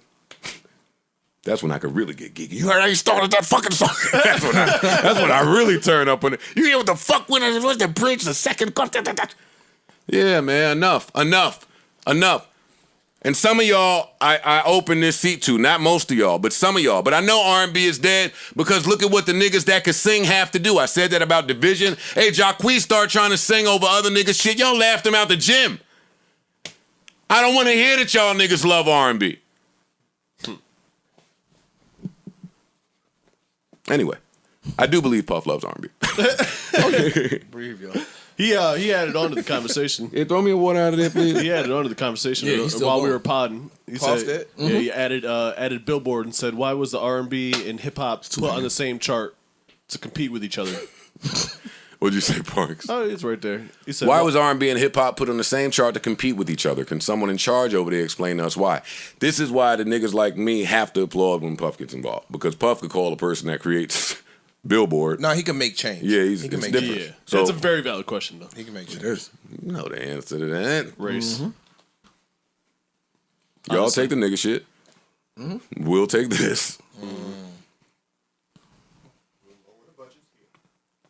That's all it is. We'll That's give it. we'll give you a number one, but with a little asterisk next to it. You can get number one over here. We're gonna worry about this chart over here. This our shit. That's all it is, bro. It's a game. So you need disruptors. And it's really to keep the. I'm not mad at It's you. really to keep the middle class down, actually, because artists in both R&B and hip hop that would normally chart in the top 10 or top 5 get pushed down because it's both of them lumped together. So someone that may get that notoriety and the accolade of being a top 10 artist gets pushed out because now I'm competing with Brent Fires or whoever the fuck else is over here. That's a good one. That's a good one. Yeah. So the cream of the crop is still up there, but you push out the middle class. I don't know what went into that process. I met the criteria to be selected, but I wasn't. It's the good R&B niggas. Niggas that can sing. They got to stand outside the club. All right. Come on. Y'all got me riled up enough. It's somebody else's turn to take us out of here. Come on. Say something wild. We did it, huh? Somebody say something wild and crazy. Shoot these numbers through the roof. Fucking bazooka out of here on these dudes. One Puff album dropping? We don't know. Yeah, we don't know yet. I'm waiting on Puff. I'm waiting on Usher. Yo, that's another one. Been toying around for Usher ain't about to play. Yeah, he's not about to play at all. Nah. Every clip that you see just look like, yeah, we can ready to go up. You think he's skating like that for nothing? You skate like that when you got some shit on the way. And you know it, too. He ain't skating like, yo, I got to get back to the studio at 9. He's skating like, yo, what's up for the weekend? He outside. You know what they just did in the studio? That is a real good feeling when you leave the studio after smoking something. Absolutely. And then you get to go to sleep and wake up in the morning and listen to it again because it sound better in the morning. Facts. Oh, my Lord. Sound better? And when it sounds better, Nigga, in the morning, you couldn't do that. Who? You. It's like, I did that all the time. No, I know y'all about to paint a picture there was of a me. step in between that you missed. You got home and put it out. Sometimes, Word, this sometimes. nigga Joe get home and it's uploaded. Like, yo, man, what you doing? They should have never. I was the first uploader. I was the first stream farm. You was the first Uploading leaker. that shit of all a few places. Get this. Make sure this is up. All right. Tank dropped. I know we're supposed to be off of music, but here we are, not off of music. All right. And it's good. Standout tracks? Or does the whole thing just go? Whole thing is a vibe. If you like singing and like notes hit where they're supposed to be hit. Singing And harmonies that match on match key? each other. On key? Everything on key, dance synchronized, That's crazy. dancing with each Singing other. shit, Y'all would yo. really, if you like that type of R&B, man, Tank has something for you. The whole album is this vibe, like mid, a lot of pianos, a lot of harmonies, a lot of R&B. So, you know, when we spoke to him and he was saying how he listens to, like, You can tell. Hip hop. You can that's tell. Drip Too Hard. You can tell. In the beginning. I heard it. Well, yeah, we know. And it's just like, you can see what he did with it. Unfortunate that he feels like he has to. Yeah, that's the bad part. This is when I knew he wasn't going to play. They smoked this, him and Jay Valentine. Slow, off this album. We've played it here, so I won't leave it on. But just to prove a point. Then I'm coming in disruptive. Oh, man, turn this off here.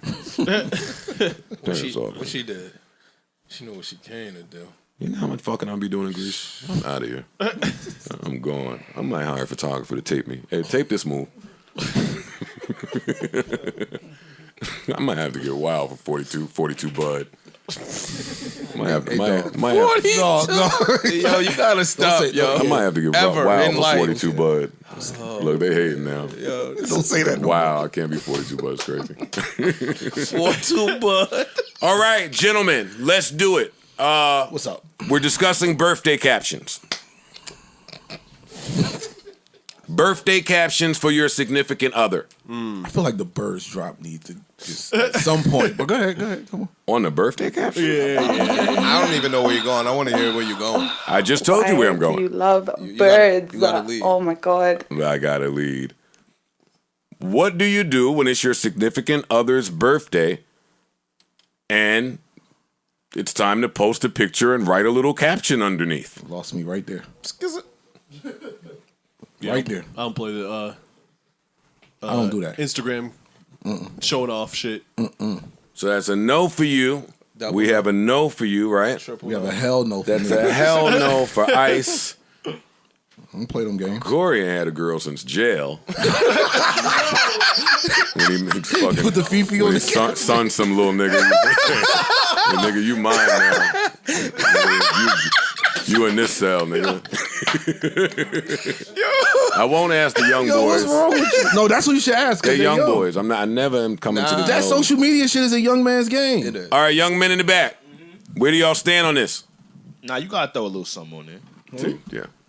Today's girl wants you to throw a little something on it. What you So want, now, girl, so now, dude? what do you put? Nah. What do you put?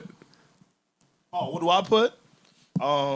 More life, more everything. Sounds about right. Now, I'm done with y'all in the back. On the That was your homeboy or your girl? You got to talk to your girl like your homeboy. Oh, okay. You got to write it like that. Now, on the flip side, how does you guys as partners handle these things? I do have somewhere I'm going. Just follow me. She don't really do it for me either. Oh, we you're don't do in that fucking shit. perfect land over there. Same with you? She'll post some shit. She'll post something. Now, how is her caption normally? Oh, I cherish the ground that you walk on, right? It's all of that, right? It'd be all that with a whole slideshow of shit. Yeah. You're like, yo, you couldn't just put one picture up. You got to put all of them up, huh? Yeah, it'd be all that. Birthday captions they've been causing quite a stir out there. And the other morning, it happened again. I woke up and I read a birthday caption. The young lady posted to her significant other. She shall remain nameless. But she's a super associate. We love her. One of the most gorgeous women out of New York. Shit might not just be. Never mind. That ain't just New York. One of the most gorgeous women out of New York. And the gentleman, I think he is a jeweler, and he seems to be doing well for himself. And I read it was a boyfriend reveal. Oh, pardon me. I'm sorry. I mean, niggas knew already, but. And she wrote a caption. I read it, laughed for about 3 hours, sent it to mad people, and then went on about my business. But then a few hours later, I pick up my phone and see that a few other people found this just as funny as I. They did. You ain't sent it to me, and I got it twice. I found it. Yeah, nigga So sent it to I'm me going to twice. read it. You gonna read? Just because this is the funniest shit. She deleted it. Oh, not- nigga, we kept the fact. Oh, of course we kept the fact. This is just the internet. We kept the files. And not to be in women's business, but y'all are great sometimes when it comes to this shit. So, let's see. Do. I love a little mess. This guy is a different type of guy. All right. You got it? I don't play. Hey, here we go. All right. This says, and I quote, and I'm reading from the start to the finish. As you should. You gonna do the voice? No, I'm just gonna read this. Sometimes I be mad I ignored you for so many years. See, first of all, don't start your shit. Yeah, don't start that way. Yo, no, this is only gets better. I read it. LOL. Now look at me. Went from blocking you before we even dated to waking up next to you every day. Went from hell no to being your girlfriend to you moving me in within months. I remember watching you closely and thinking to myself, what the fuck? Why does he want me for? I'm nothing close to what he's used to dealing with. Ratchet, loud ass, obnoxious bitches out there. Yo. I'm the complete opposite. Why me? Yes, do the voice. You got. They gotta do it now. They gotta do it now. Thank you, you bro. put it up there. Thank you. The dedication and pressure you applied to me from before you met me is something no one could ignore. But the more pressure you applied, the more scared I got to get to know you. Best thing that happened was getting stuck with you for weeks in Mexico after you hid my passport and acted like I had lost it. LOL. Yo. That's a wild shit. Federal, never mind. That's the best thing, huh? A ghetto version of the movie 365 Days This Day. Heart emojis. Oh shit. While you kept me in Mexico hostage, While you kept me in Mexico hostage, I got to see the man without the jewelry. No cars, no money, no gifts. Just you and Jesus sandals, shorts, and personality. This is the best. I got to know the family man who's funny, dedicated, and you is smart. You everything. You're everything I wish for. And if I had to do it again, I would have answered you sooner and hide my own passport to be stuck with you. I appreciate you still applying pressure like you just had met me. Setting time aside to take me on date, on dates.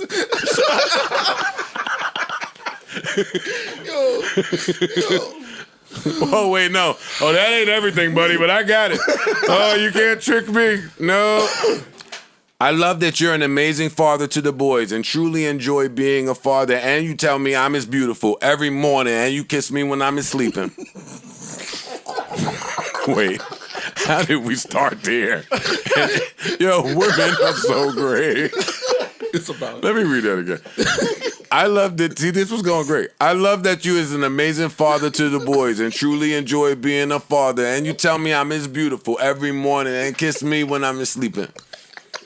I love that when you speak about future plans, you include me and say, for us and we.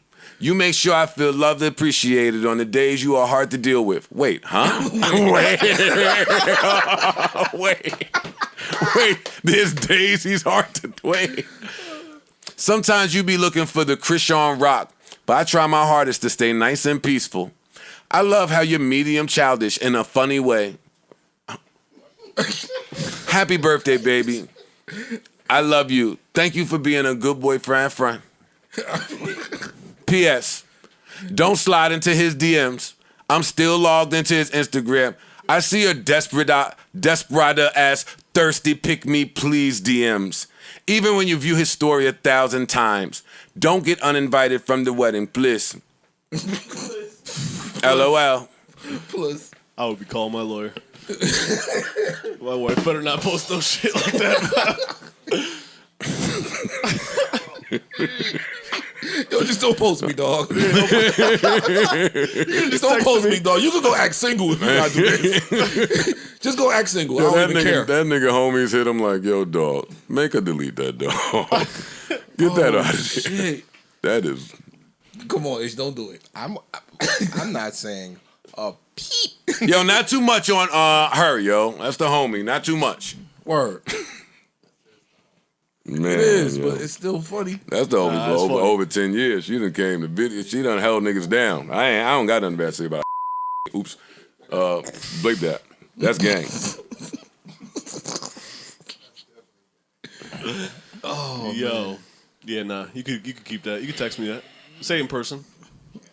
Don't even text me that. Yeah, don't text me Just that. say happy birthday. Yeah. There's No, nothing that's not wrong true. with happy birthday. You can text me that. Nigga, no, you're not going to text me that. But then it was the couple a few months back, the guy and the girl, where the dude said, you're not the most beautiful woman. Oh, yeah. Neither yeah, are yeah. you the most intelligent woman. But I've chosen to never find perfection in anyone else. I put my gaze on you. And with that commitment, we would mold ourselves for ourselves. Our perfection in our commitment. Oh, our perfection is in our commitment. Wow. They dissed him. Oh, yeah, they killed him. They killed him. No, he got killed.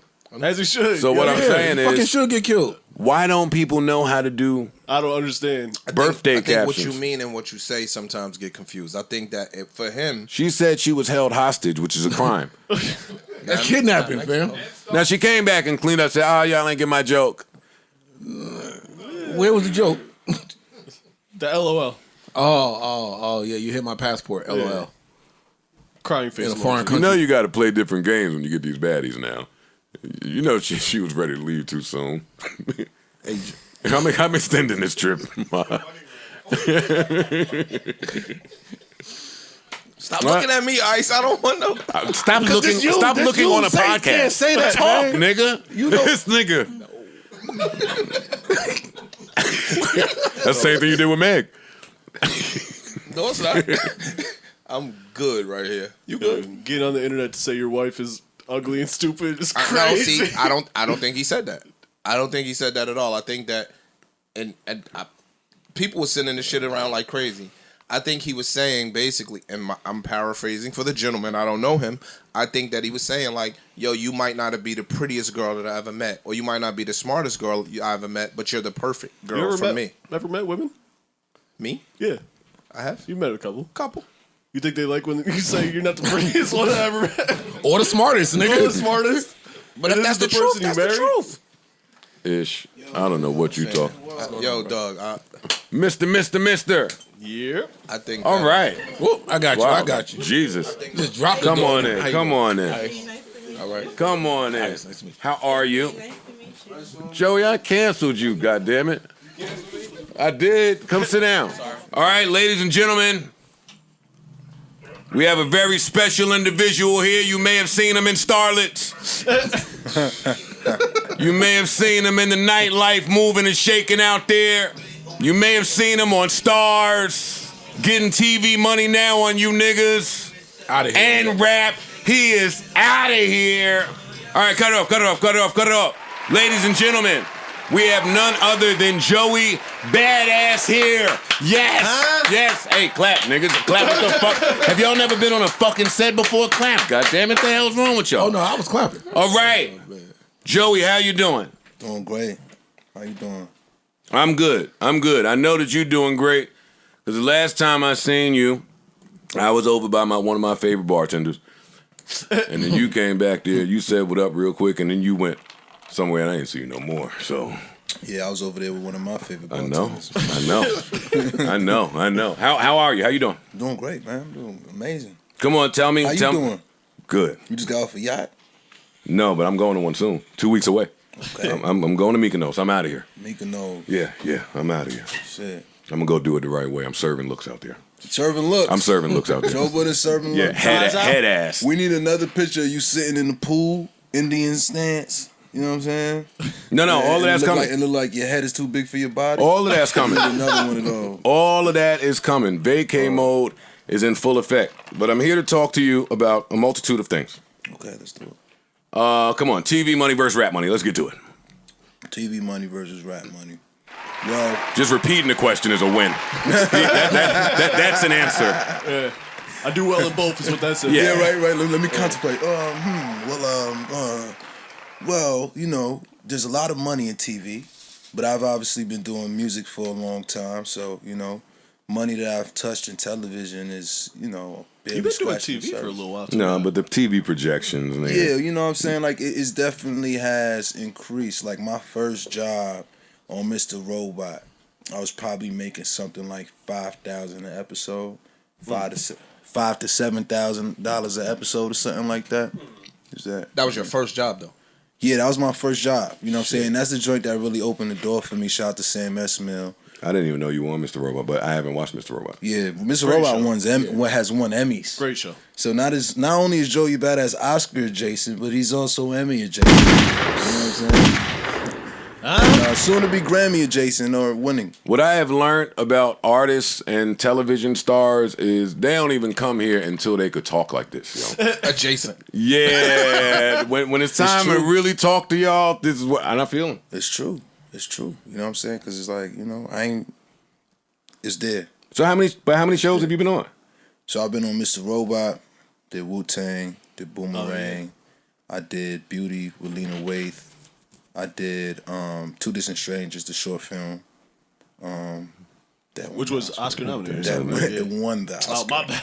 My bad. Hey, can I get another one of those good shots? There we go. Don't disrespect Mr. Badass again. My bad. It is one. Yeah, Mr. Badass. There's a difference between being nominated and winning. Leonardo DiCaprio can tell you that. Yo, I'm with you. I see what you said. Every time niggas come here, Leo would tell you. Leo can tell you Nah, that. I ain't talking to him. My nigga Leo can tell you that. Oh man, I ain't got no question. Now somebody else do some shit. Where'd you put the Oscar man? What? Where'd you put the statue? Oh, I actually don't have one. So that's why I said Oscar adjacent. Because the film won the Oscar. But I starred in the film. That's some bullshit. You know, I like to believe that. They just gave you one of the little Wait, paper. nah. Certificates or something. Send me my Oscar. The directors actually win the Oscar. So it's in Trayvon Free and Martin Desmond Rose. And we got the director's address, of course, so we could pull up to him. Oh yeah. I've already stole it for a couple days, a couple weeks. You know what I'm saying? And I sent it back very nicely, no scuffs and everything. Shout out to my boy Trayvon. Nah, they gotta change that rule, man. What is all? Yeah, I'll be hot. Yeah. Yeah, I mean, you know, it was whatever. I'm thinking about getting a replica anyway.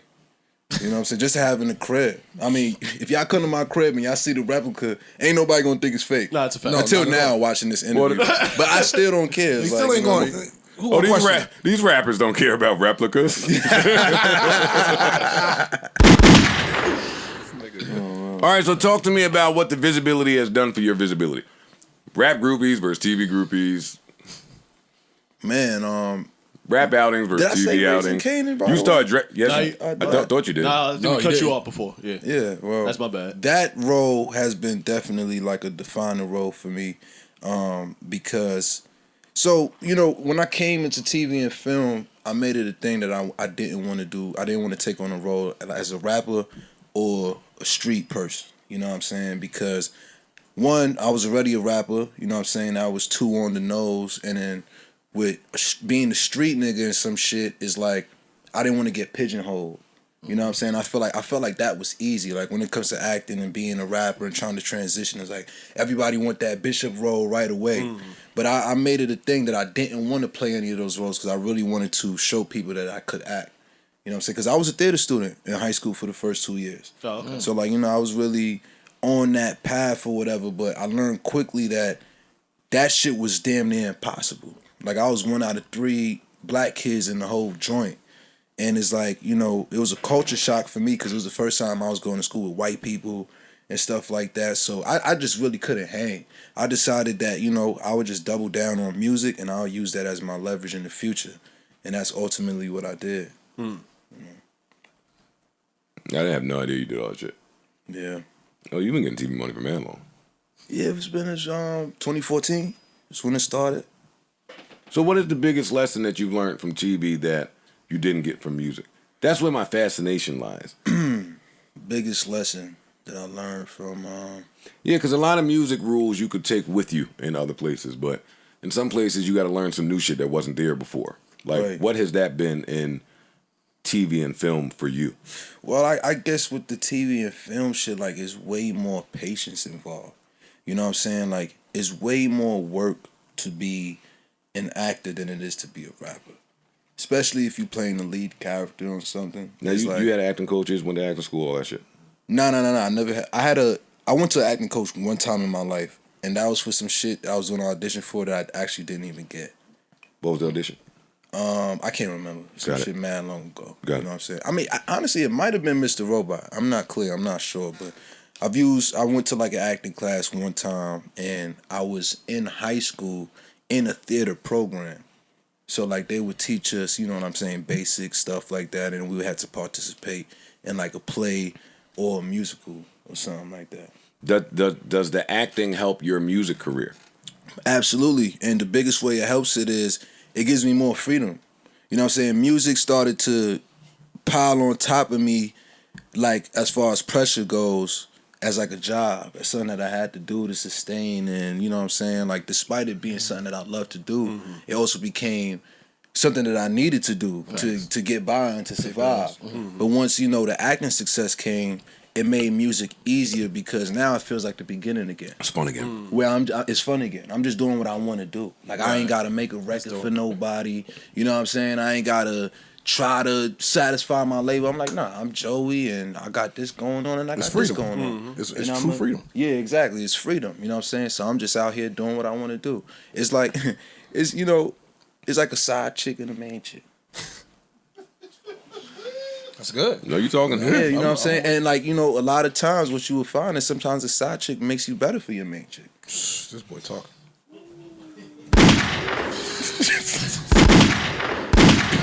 That was Joey Badass. B-A-D-A. Not to be confused. Double dollar sign. Yeah, not to be confused with, but nah, you right. Don't look at me, nigga. Somebody else say something. I thought he was finished. He was in the middle. I ain't want to cut him off. He said that was a dog whistle to the real niggas that understand what he talking about. Niggas heard it. Nah, he was smoking. Has the film led to more success in the music, do you think? Like as far as raising your visibility? You were doing well before anyway. Absolutely. Like, you know, with this new album especially, I've been seeing a lot of girls taking a liking to it. And it's interesting because I didn't really make too many songs on this one, like catered to women. I mean, you know, you got the Capella Chris Brown joint, and then you got the Show Me joint. But I've been seeing girls just rocking out with the album. You know what I mean? It's like, when I check, you know, the little mentions or the little tags, it's mostly girls bumping the joint. You know what I'm saying? Yeah, DMs and all that. So it's definitely increased the visibility in that way, you know, and then just with the role on Raising Kanan, I think it's definitely been making more people just look in my direction and wonder. Like, a lot of people was coming over, and that's why I felt, for me, that was really the goal with this project. I felt like I had to reintroduce, it was like a reintroduction to Joey Bada. You know what I'm saying? With me taking the 5-year gap and then doing so much in between, I was away from music. I feel like I had to show people again, like, who I am at the core, you know what I'm saying? And that's what this project was. Like, I wasn't trying to go for no heavy concept or anything. I was really just focused on the vibe, you know what I'm saying?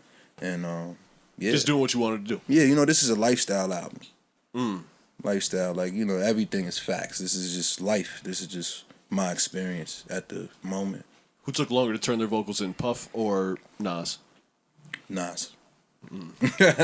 Puff was one take. Yeah. Puff came in, came out. We gonna wait for them now. Yeah, it was a phone call. He was like, "Oh, you lucky nigga, you just called me on the way to the studio." And you know, in LA, all the studios is in the same vicinity. So he just stopped at my shit real quick, laid that shit, got up out of there. He came with a sommelier and all that. You know what I'm saying? He walked in the room, followed by a nigga carrying DeLeon, followed by another nigga carrying coasters, followed by another nigga carrying the ice. Oh man. That's how the fuck you supposed to come in. Yeah. Okay, so everybody that has mentioned your new album just says how hard it is. It's a great album. They all love it. It's a lifestyle album. Was there a different approach? It looks like there was. It sounded like initially. And it sounds like there was. Sounded like it. Initially, you mean? Yeah, oh yeah, for sure. For sure. Like, you know, part of the main reason why this shit took so long for me to deliver is because I was trying to figure out where I wanted to go. Especially after the last album. My last album being so politically charged and socially conscious, you know what I'm saying? I was kind of, because I knew I had to do that album. Trying to get away from that shit, right? Right, you know what I'm saying? no, real talk. Because it's like, I knew I had to do that album. Like, I was really spiritually inclined to do that album. I felt like it was a calling. Like, I even had a whole moment with myself before I did that joint. I'm like, yo, you know, if you do this shit, this is gonna be like this is the tougher path. But I was like, fuck it. Like, I feel like I have to say this shit. This is a generational piece. This is going to stand the test of time. You know what I'm saying? This is like soul purpose type of shit. So I did that. But after that, like, getting past that, I'm like, damn, like, how do I go back to having fun again? Do I now have a heightened sense of responsibility? Do people have a heightened expectation for me now to keep up with the socially conscious and aware shit? You know what I'm saying? Because, you know, we all human. We all multi-dimensional. I was about to say, well, you can't do both. That's what I'm saying. But it was about finding a way on how to do both, because timing is everything. Right. Especially as a musician, as an artist. You know what I'm saying? You got your career. It's like, yo, the way I started looking at this shit, and that's when my whole perspective changed. It's like, the rap game is like the crack game. I came into the game, I introduced my clientele to a certain drug. You know what I'm saying? Then for me to, you know what I'm saying, I go OT. I go OT for shit, a couple years, couple months. Heavy. Them years fly by in your era. They go quick, them years. Yeah, you know what I'm saying? It's done quick. Boom. Come back. I see mad fiends lying across the shit.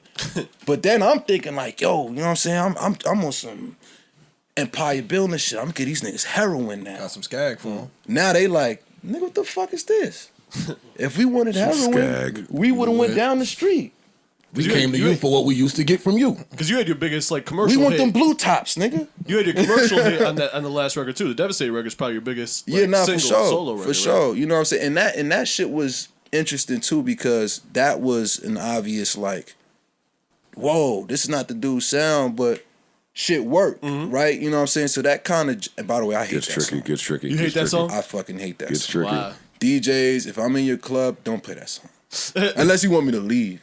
I hate that song. Why dudes always hate their biggest song? I hate that shit. You know what I'm saying? Like, I love what it's made me. Where it's brought me. I like performing it.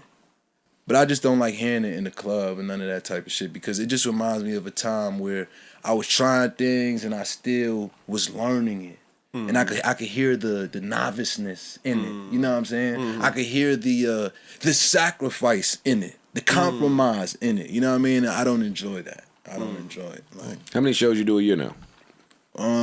Well, you know, now that we back after the pandemic, this year is probably a total of maybe like 50 or 60 shows. That's still a lot. It's a lot of shows. 50 so far, or you got 50 planned out? So for the far, year? I've probably done like 30. Damn. So I'm like maybe halfway through, 25, 30. And new album just came out, so you might ramp that up a little bit. Yeah, we got the Europe tour coming in end of November. Then we go from Europe to Australia. In Australia, I'm gonna go to Africa for a bit. He's out of here. Another couple more Sky Dwellers. Yeah, Couple more Sky. Yeah, I mean, something like something like. We've lost Joey. Yeah, he's out of here. We've lost Joey. No, That's I'm amazing. gonna be somewhere on the yacht with you. Oh, Mykonos, exactly. man. No, let's do it. I'm trying to evolve, Joe. Well, I can't. Yes, you can. I want you to. You the only JB on the block. No. Is that what it is? Please come with me. Pull your yacht up to mine. Mary and Puff was talking that flight. She pulled her yacht up to mine. I was like, yeah, one of these days, buddy. Word. That's a different level of flight. I'm a St. Bart your ass right on that yacht. So now, so what do we call you now? What you mean? What is your 5-year plan? Do you foresee more rapping than acting or more acting than rapping?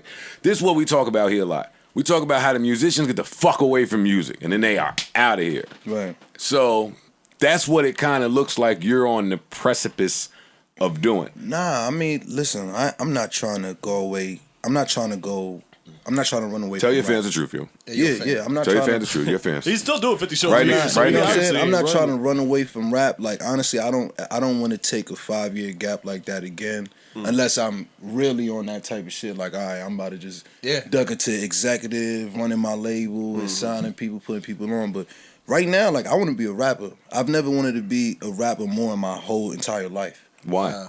I don't know. You know what I'm saying? I just really... Because you could have fun with it now. Yeah, I can have fun with it. I feel like I know exactly what I want to do. Like, you know, before when I was younger, it felt derogatory. I always felt like I was way smarter than that. I was way more than just being classified as a rapper. But now, I don't know, it's like a different level of security and confidence. It's the freedom, yo. Yo, the monetary, yeah, like I'm not chasing a check through this. Yeah, no, so for now sure. I'm open to do whatever it is label I can't want to make do. me TikTok. Exactly. And I don't have to be, it's no pressure to I gotta elevate. conform 'Cause it the other anyway. things that you're doing are helping you elevate on its own. Yeah, so man. like the work is elevating the work. 2000. As opposed to having to figure out some cute yo. shit or whatever to pop. Keep it a buck, right? They hit you with an Independence Day 20 million bag. You gonna say peace out the rap? Why would I have to say peace out the rap? Listen, You I said feel you like... don't want to take a gap in. Yeah, but I feel like where I'm at right now, we haven't seen, like, and correct me if I'm wrong, fellas, like, but we haven't seen a guy in a seat since Pac, like, navigating both industries so well. And I continue to do that. I mean, I plan on continuing to do that. You know what I'm saying? Like, I feel like right now I'm writing up a new blueprint. I'm the nigga who's leading that shit right now. You know what I'm saying? Who's back? Like, I speak to 5-year all the time. He like, yeah, I'm trying to get on my Joey shit. I'm doing films now. You know what I'm saying? That's my dog.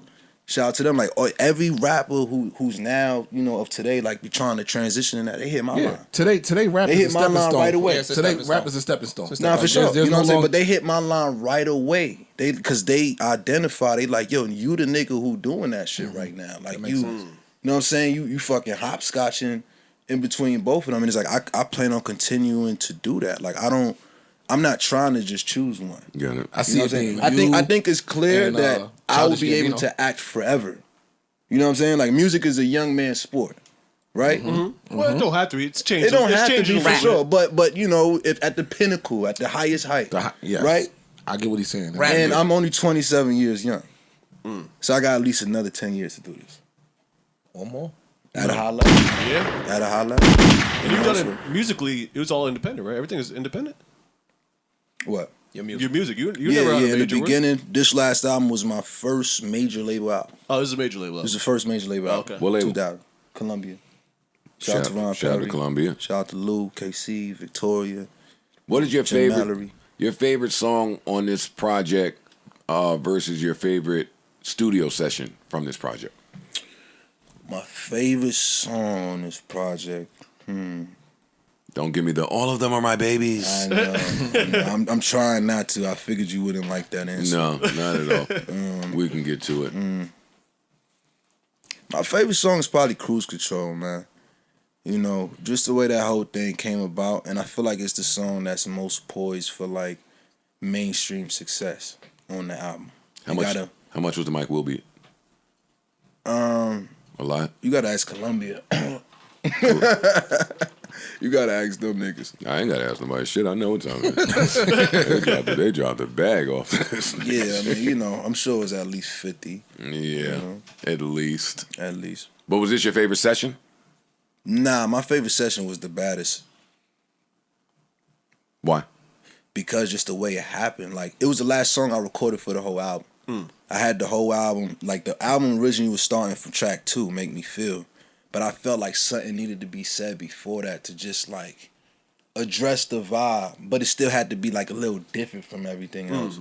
And I was very inspired by the Grand Poobah I Like It track, which is also from his album, 2000, that dropped in 1995. Like, that's one of my favorite hip-hop songs of all time. You know what I'm saying? So I took that, ooh, and I like it.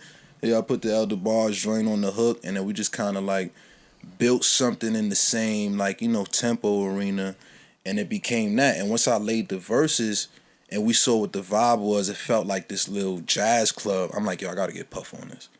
I got to get Puff talking shit on this. You know what I'm saying?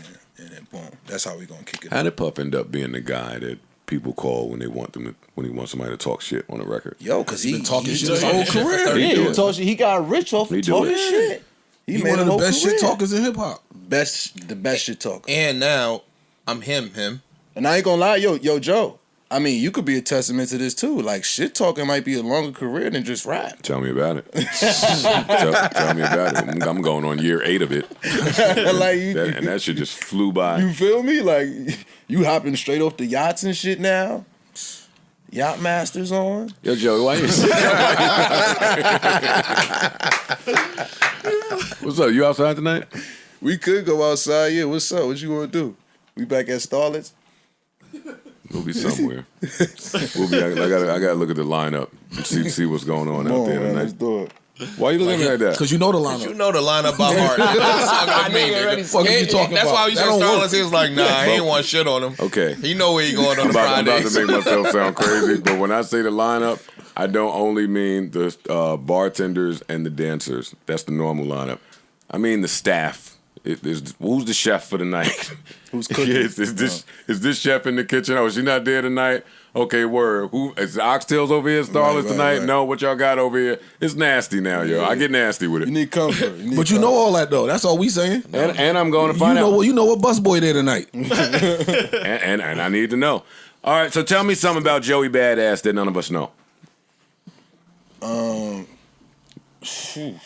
Okay. Or that your fans would least expect about Joey Bada. Tell me something that just developed in you over the course of the year. Something new in you. Something you just learned about yourself. Like, oh. Something I just learned about myself. Give it to me. We'll talk in amongst ourselves until you figure it out. I got a joke. Oh, give it to me. We had a new artist on like last week, and he started talking about semen retention. And I seen an interview with you, and you practiced that too. Yeah. And they tore his ass. They tore his ass up. Who was it? The NLE Chopper? Nah. Young dude. Courtney Bell, young dude. Out of Detroit. Yeah. Royce and them people. You practice semen retention? Absolutely. How do you do that? You just retain from busting nuts. We cooking now. You just retain from busting nuts. That's it. We good now. It's simple. Why are you doing that? All right, so spirituality. And you on TV? Yeah, I mean, you could say spirituality, but really it's a health thing. You know what I'm saying? Like, boxers. Can't have sex. Mm-hmm. Yeah, boxers, football players. That's where Joe came in. You'll be Aggie for the added testosterone. They tend to abstain from having sex while they, playing or got big fights coming up. And the reason being is that, your body is stronger. You're more healthier. You're functioning better. Mm-hmm. You got to think about it. Like, and pause. This is the biggest pause. If any niggas to bust 3 nuts back to back, how fucking exhausted are you? Sure. You know what I'm saying? So semen retention is a very simple philosophy. It's just doing the opposite. You're just retaining more of your energy. You know what I'm saying? Like, it's not that deep. You know what I'm saying? People like, oh, like, give you superpowers and shit like that. I mean, yeah, in a way it kind of do because you got more energy. Life and when you got more energy, I mean, you can call it life force, but it just sounds funny when you say life force. It's like some Dragon Ball Z shit. You know what I'm saying? Like, yeah, I'm about to go Super Saiyan. But like, yeah, when you got more energy, you know what I'm saying, you could be more highly efficient. And it's like, what man wouldn't want that?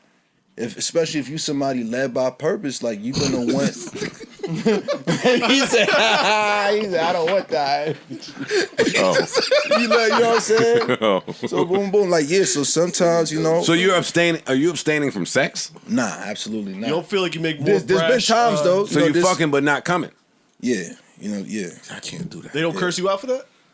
I mean, sometimes it's like and it's funny because you really start to understand the nature of human beings, like man versus woman, right? So it's like, I've had an experience where it's like, okay, boom, like I won't come, and she like, yo, why you ain't coming? I gotta break out my whole spiel, my back to Africa speech and shit. While the lights is off. And now she like, I don't like that. I want you to come and shit. I mean, and my whole thing is like, because she probably feel like less of a woman. They feel but hold on, check it out now, okay? So you want me to come? All right. Are you gonna swallow it? Because you want me to just you want me to just come into a fucking rubber coffin or just in the air, leave that shit on your back? That's my fucking life. It's a waste of my man. That's a waste of me. Force. No, leave it in her. It's wasting my life force. That's a waste of me. Nah, I ain't trying to have no more kids right now. So I ain't leaving nothing to nobody. Niggas is snipped. You know what I'm saying? But if she wants to ingest that, and I feel like our energies, or not even that she's worthy, because I'm really not having sex with nobody who I don't deem worthy. Like, that's my new philosophy, too. Like, I could have sex every day, every hour of the day, but it's like, I'd rather be sharing that time and space. The unworthy ones be having some fires. I mean, yeah. I mean, like, they do be having fire. You don't deserve me, ma. But yeah, that's true. Nah, that's that super wet down. My man ain't lying about you, shorty. Wet and worthy that men do. You know what I'm saying? Like, semen retention is really just an asset to have as a man to, like, really maintain self-control. That's the best way you could put it. What else are you retaining out there outside the scene? What other little rules you got, like, that you apply to life? Like, yeah, I need something. You sound like real woke. Like real woke. Nah, but the niggas that's retaining their semen, that means no masturbation. Yeah, no masturbation. I don't even think I'm Joe Budden if there's no masturbation. Yeah, to be honest, I don't even think I'm just my opinion. Just my opinion. You trying to stop masturbating? I was gonna try to. Well, why the fuck you don't come in here and share that with us? Because we play so much that some of these conversations. So you trying to pause that? Pause that. Because I don't play with him like that. Crazy. I don't play with him like that. He lying on me too. I just met this nigga. The turn of events is crazy. No, for real. No, we joke so What's much. going on? Pardon me. On that some of this shit don't really well touch on. No, but I'm trying. Why? Kind of what he's saying. You think your life force is valuable. It just gets you in a different space. No, all jokes aside. Yo, you playing? See? So, that's why we can't. You know the funny shit? I was dead serious. I was dead serious. I agree, because I sat there and said to myself, yo, I want to try that shit. I want to see if I can just go a month. Even before him. Listen, man. I said I want to see if I can go a month. Look at the way y'all niggas talking about this shit. Look at the way y'all niggas talk about that shit. Look, hold on. Look at the way y'all niggas talk about this shit. First of all, if anything got control, if you can't stop something, I mean it got control over it. And the two primary. But what if you don't want to stop that? It's okay. No, but you still losing. Even if you don't want to stop, you still want to get yourself to a place. Nigga, you just came this morning. Why are you telling me something? I'm asking it. Nigga, you trying to join the Life Force Club. You ain't say no. Nigga just came an hour ago. But go ahead, get your shit off. No, like, so 2 things. He got it off already, Joe. I know. He didn't retain it. Yo, you stupid. But what makes you want to do that? All right, so you know I read, but 2 things. I'm dead ass. I'm trying to hear you. I'm listening. All right, so 2 things. I'm One, trying to make jokes. You know that like, so you know I've been on my healthy trying to be more healthy. Shit. Trying to do it. So two things. Give it Two a of your shot. two of your carnal instincts are eating and sex, like carnally, like on a totally primitive level. So if you could control what you eat and if you could control your sexual appetite, then the world is your oyster almost. I don't even eat oysters. No, seriously. I get it. All right, so you control your appetite and your sexual desires. If you could control what you then you'll have eating, carnal control. or you have way more self-discipline and way more control of your own output. But don't you be worried that you're gonna like bump into something that you shouldn't be smashing because you just. But that's part of the control. Yeah, but that's the piece. control. That's part of the discipline piece. Now and it's if you like, could control that, and if you could control, Yo, listen, I'm a man. sugar fiend. So if you could control how much sugar you putting in your body, Right. then dog, other things Yeah, are because sugar's pussy. it's as addictive as cocaine or more. Put pussy more. That's a addictive. fact. There you go. I'm not putting. You never had no pussy sweet like sugar?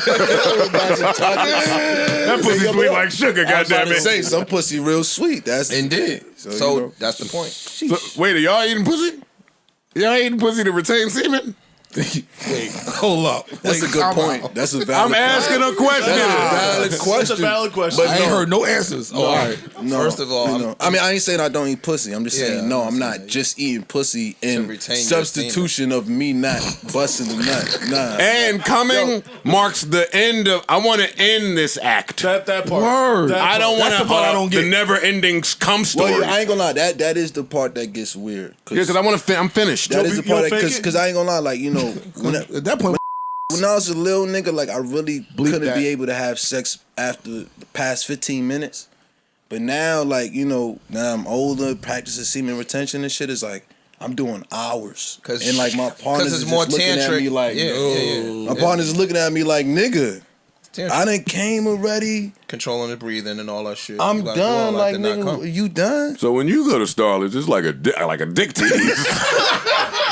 Like you like. Oh, okay. stupid. We there with different agendas, different motives. What's the opposite of going retain? to What's the opposite of retain? Nigga, let Like it a go. giveaway? Yeah, I'm there for the cum giveaway. Detained. I'm there to see You're who- detained. Yeah, I'm looking for distribution. Semen detention. Oh my god. Nah, I admire that from niggas that's like mature enough to do that. I am not. And what I need to be strong for? Why you need to be so strong and you rich? Why I need to be so strong when I'm rich? Yeah. Because I want to get richer. You know, I want to get much richer. I just want to be better. I'm a self-improvement junkie. So marriage I'm is just not if- in your future either. Well, nah, I'm down for marriage. You know what I'm saying? I'm down. Like, listen, I'm not against marriage and I'm not against monogamy.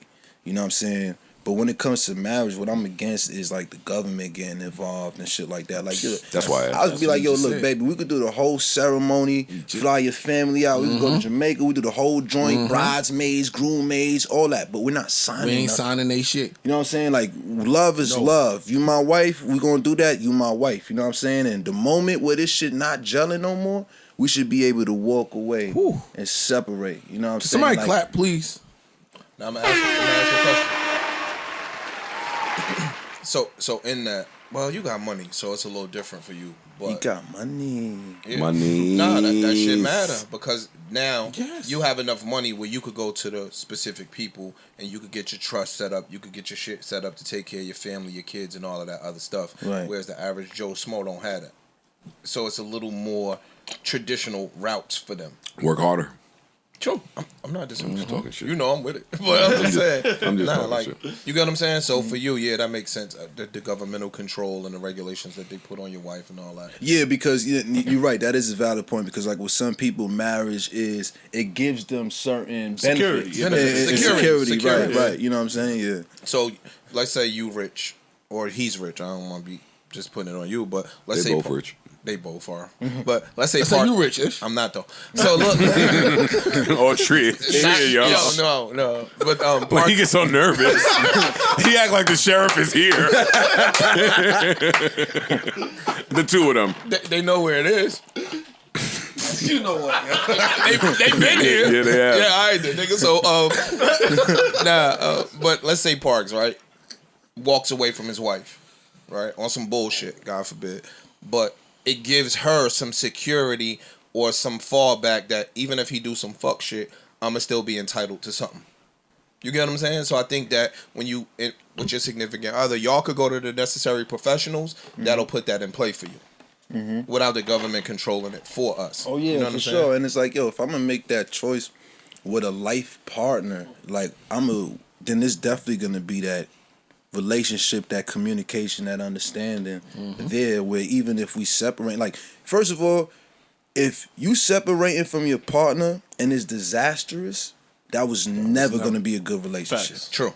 Facts. Never. Facts. Yeah. If you can't separate amicably, Shouldn't be in there in the first place. You shouldn't have been there. you shouldn't be there in the first place. Or somewhat cordially. Right, exactly. yeah. You It's shouldn't always be in gonna the be a first little bit place. of heartbreak and you know what I'm saying? So bad that's words rule spoken. number one. You know what I'm saying? So in that hypothetical situation, I would imagine that, you know, my partner and I would be able to come to some type of agreement of what's fair, you know, especially if there's like kids involved or something like that, you know. I'm listening. I got Yeah. I don't want to pie with Joey. I'm just saying that's something we could discuss later. gray areas. Yeah, because what happens is in idealistic terms, Right. that makes sense theoretically. But when emotions get into that, people will do shit when they emotionally charged that 2 years from now they could regret. You get what I'm saying? And Like, this is why we have to choose emotionally intelligent partners. but when you're And emotional, you also got to be emotionally intelligent. That's why I'm Yes. saying. I'm still Yes. rolling with no, what he was saying. your emotional Yes. intelligence He's is right. a thing. But Yeah, again, a real thing. when it's charged, Right. people do irrational shit. Yeah. When they call Well, niggas that's kill, why we retaining our semen, so we not picking the partner that it gets deep. she ain't retain hers.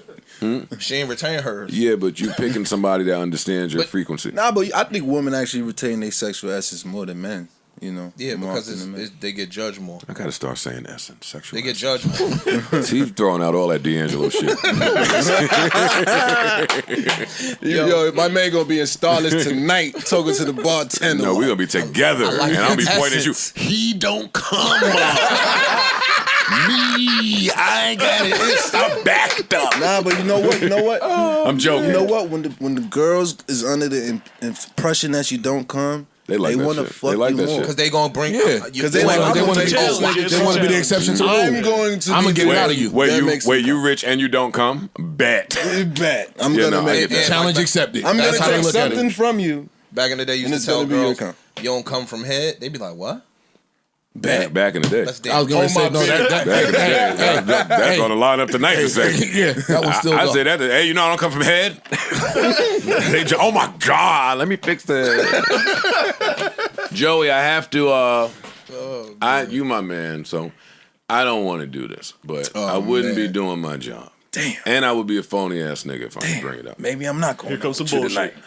maybe I won't see this nigga at the club. Go over there, nigga. I'm going over there. Now, I think that was Drake that dropped the surprise album. Oh yeah, let's talk about it. Let's talk about it. Man, Drake, that's a big ship out there. Drake said he was dropping, and then you said you needed some more samples to get cleared from your project. So you was gonna push this back a little. You know what? I didn't want to bring it up. It was glad you Nas' did. fault. But this my man. I would be phony. glad you did. I would be phony if I didn't say that to I'm his face. so glad you did. Why was you fucking lying on the internet saying, nah, I really gotta get my samples cleared? All right, so you want to know the truth? Obviously, you want to got some. Yeah, I want to know. truth. I want to know. So I had no idea Drake was dropping.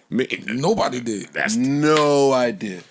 And by the time by the time I made that announcement, first of all, by the time I made that decision, obviously, Oh, to push Drake back. was dropping. Yeah. Got it. And by the time we made the announcement, Drake hadn't announced that he was dropping it. I had no idea.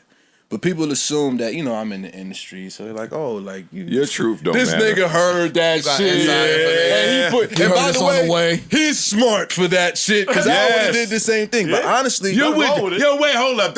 It's fucking you and Manili. Manili knows if a fucking Drake album is coming. listen, we both didn't know. How can Manili not know if a We Drake both album didn't is know. coming? It was actually Manili who called me. It was like, yo, we might have dodged the bullet, actually. Because now Drake album is coming out. And I was like, get the fuck out of here. It's like, I can't say that I'm mad. That shit got pushed Yeah. back. However, I did not do it. He went and found some more samples that need to get cleared. What actually happened, bullshit. what actually happened, yeah, there was like a sample or two that wasn't clear. But it could have got pushed through to still make June 17th. What actually happened was Young Guru was mixing the album. And I hope I'm not out of pocket for saying this, Guru, but his pops passed in the process of him mixing my album. Okay. And I really wanted him to mix my album. Rest in peace, so Guru's I pop. decided Love to you, wait. Guru. You know what I'm saying? I decided to wait despite the fact that I would have to push it back. And I just decided to take the heat. Because I wasn't going to put that out there, you know what I'm saying, while he was dealing with that grievance right in that moment. You know what I'm saying? So I'm like, yo, you know what? Sample clearances. Fuck it. I'm the bad Can't guy. go wrong with that. I'm the bad guy. Can't Let me go catch wrong every with hit. And you know what? It still ended up into fucking free promotion.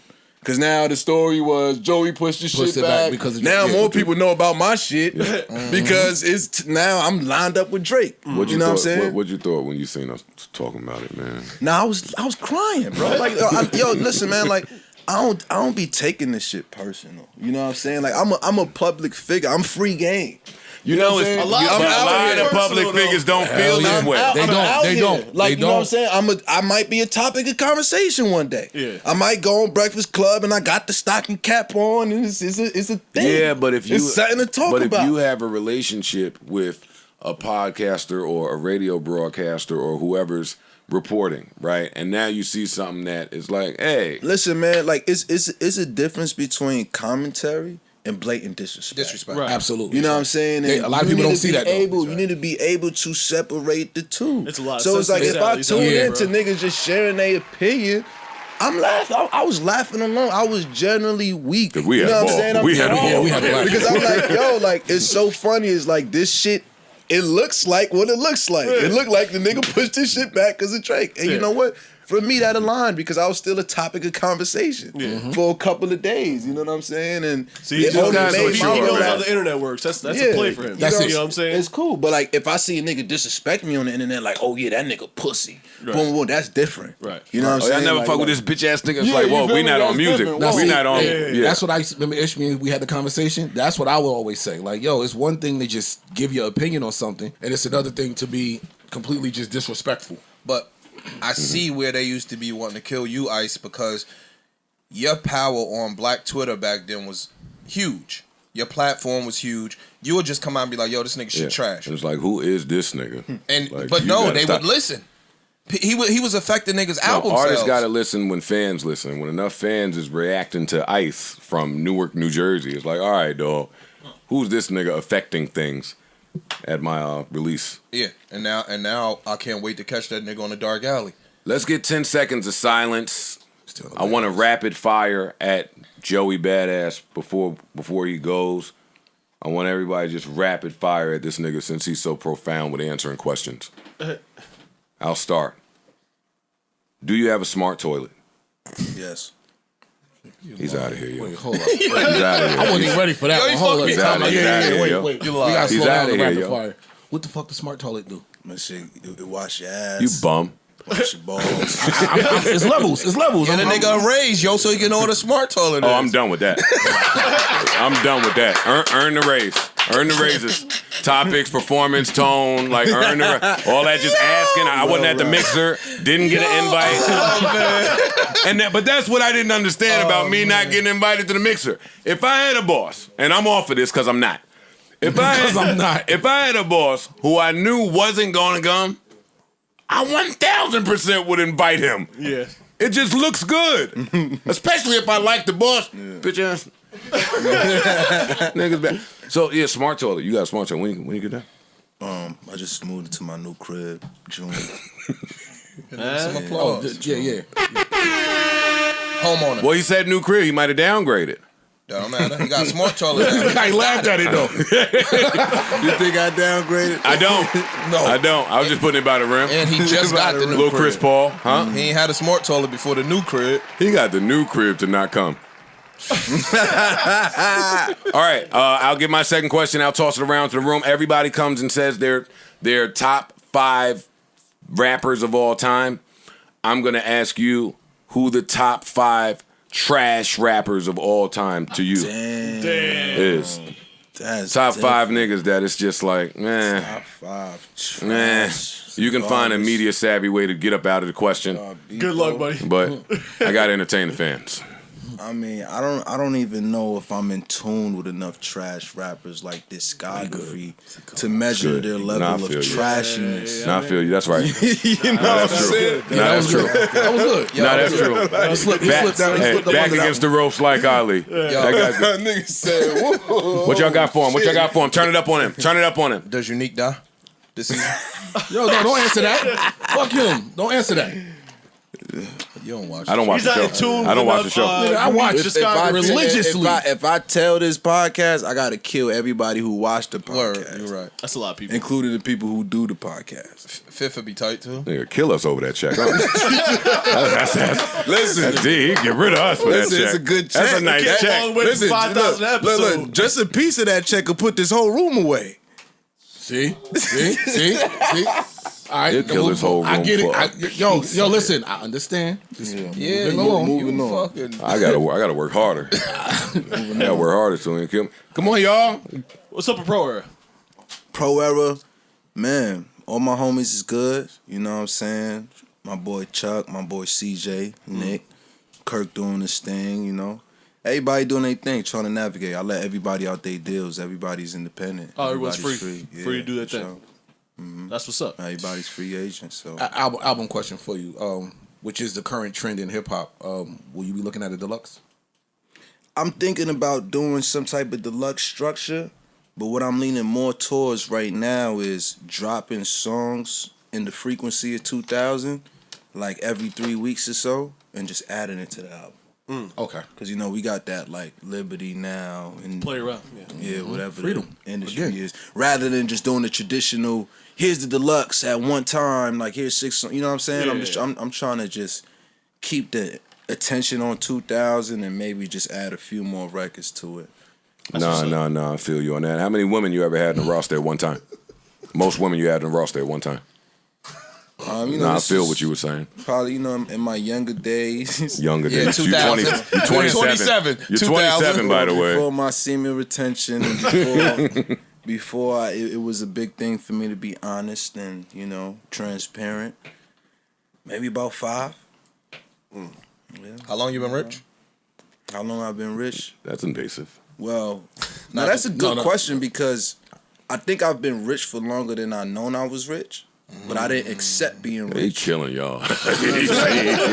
He is smoking y'all food. And the most you had was 5. At one time? Shorties? Like, when you say a roster, elaborate. At one time. Elaborate, like keeping up with 5 Johns. Not that you're keeping up with. You ain't necessarily you don't have to be intimate with all of them. One setting. Yes. Like all together. Entertaining five the most women at once. Oh. Well, you saying one yeah, setting? about like 5, 6. Yeah. I could. Let me just shut up.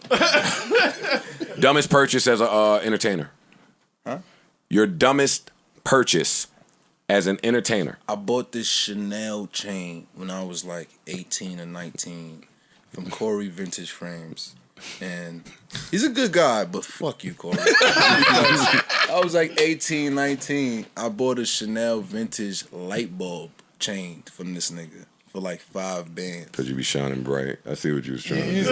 Something like that. I was woke and enlightened. Symbolism. You know, I bought the Chanel fucking light bulb vintage chain. It was dumb. You know, it was stupid. At least it was only 5. Yeah, at least it was only 5 for sure. But that was deep for me back then. No doubt. I was like, damn, I just dropped 5 bands on an item. A single item. Word. That doesn't enhance my life. I know, like the leather band Skydwell. And like that. Nah, and this bad boy right here. Leather band. Oh no, I see the leather band. No, that nigga's mature. And I see that nigga's mature. And I see the buckle on the back. That's nice little buckle on the back. Yeah, I seen it. Nice buckle on the back. Yeah. See what he said? That's alligator. I know. There's about 8 of those damn stupid light bulbs. Alligator. Niggas grown. Yo, you start coming in with the leather band, you have transcended hip hop. Yeah, that's TV money right there. I got older cousins and shit, and it's like, you know, I'm the younger cousin, but it's like I'm the older cousin. So when I came with this shit, they like, boy, why you got that shit? You should have got some shit with some diamonds, bust down. And then I went like this, and they was like, oh, all right. That shit is nice though. That's classic. Nah, good looking. You just gotta tell them soon you'll understand. Yeah, this the one that, you know what I'm saying, you at the bar, you at the little speakeasy joint. the nigga who just got off from Wall Street, like, yo, that's a nice watch, man. It's a nice timepiece. You know? Yeah, They call it timepiece. You know, it's a timepiece. Not even watch. Timepiece. Well, that's networking. Best networking you ever done. We just went to a spot, some random person started talking to you, and he happened to own Lionsgate, and now we're having a different conversation. Different conversation. Word. You know, rooms and tables, man. It's all a game of rooms and tables. And you got to bring your A game to the rooms and to the tables. What is that? What? Your A game. Man, it's preparation, man. Because I was just talking about, and this is probably on a lower level, but maybe not, weaponizing a smile. Like the Greek Freak smile, the Magic Johnson smile, the smile and what that can do. Well, you know, that's kind of what you talk. Because you have that too. It's deeper than the smile, though. You know what I'm saying? Like, it transcends smile, and then it goes to charm. And then it transcends charm, and then it goes to networking. And your ability to keep up and to keep a bridge functional. Because, you know, bridges don't just burn because you do something so drastic. Sometimes they just burn from Not keeping up. no contact. Okay. You know what I'm saying? From just space and time and radio silence. So you got to be able, and these are things I've learned over the years, right? Because when I was 17, 18 years old, I didn't give a fuck about talking to nobody.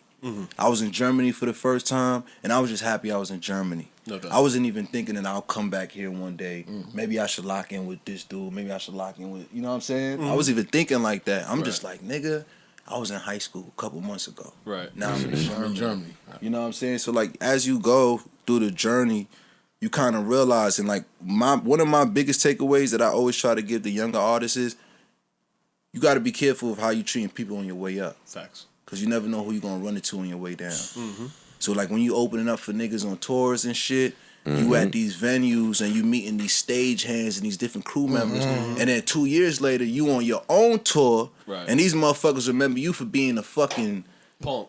imbecile or some type of shit. Now they don't give a fuck about your show. Yeah. Now your microphone fucking. Or even Just little shit. Just, karma. Even someone opening up for you.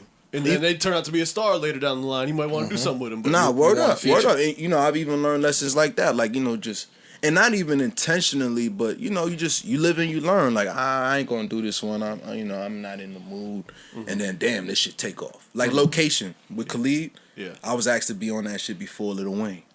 I was supposed to be on a remix. And I passed up on that shit. Like, I didn't even pass up on it. I just didn't have the initiative to get it done in the time it needed to get done. So I missed the Joey opportunity. Badass. Somebody called my phone 3 weeks ago to tell me about the money that Khalid has generated for his record label. I won't repeat it. Could have been a percentage of my earnings. But it's 9 figures. Oh, God damn. Khalid. And I know he's big. But once we are not that the really demo. puts things into perspective when you realize that this one act has made And then also when $200 million for and somebody. also when you realize that nobody who you know is in the demographic. Puts the world. Nobody in this room is in the Khalid demographic. Correct me if I'm wrong. But I buy it, but he ain't making don't it for me. smell like it. Yeah. It don't was just smell like having y'all that- niggas we was just listening. having to that- was Khalid. just having that similar conversation. Yep.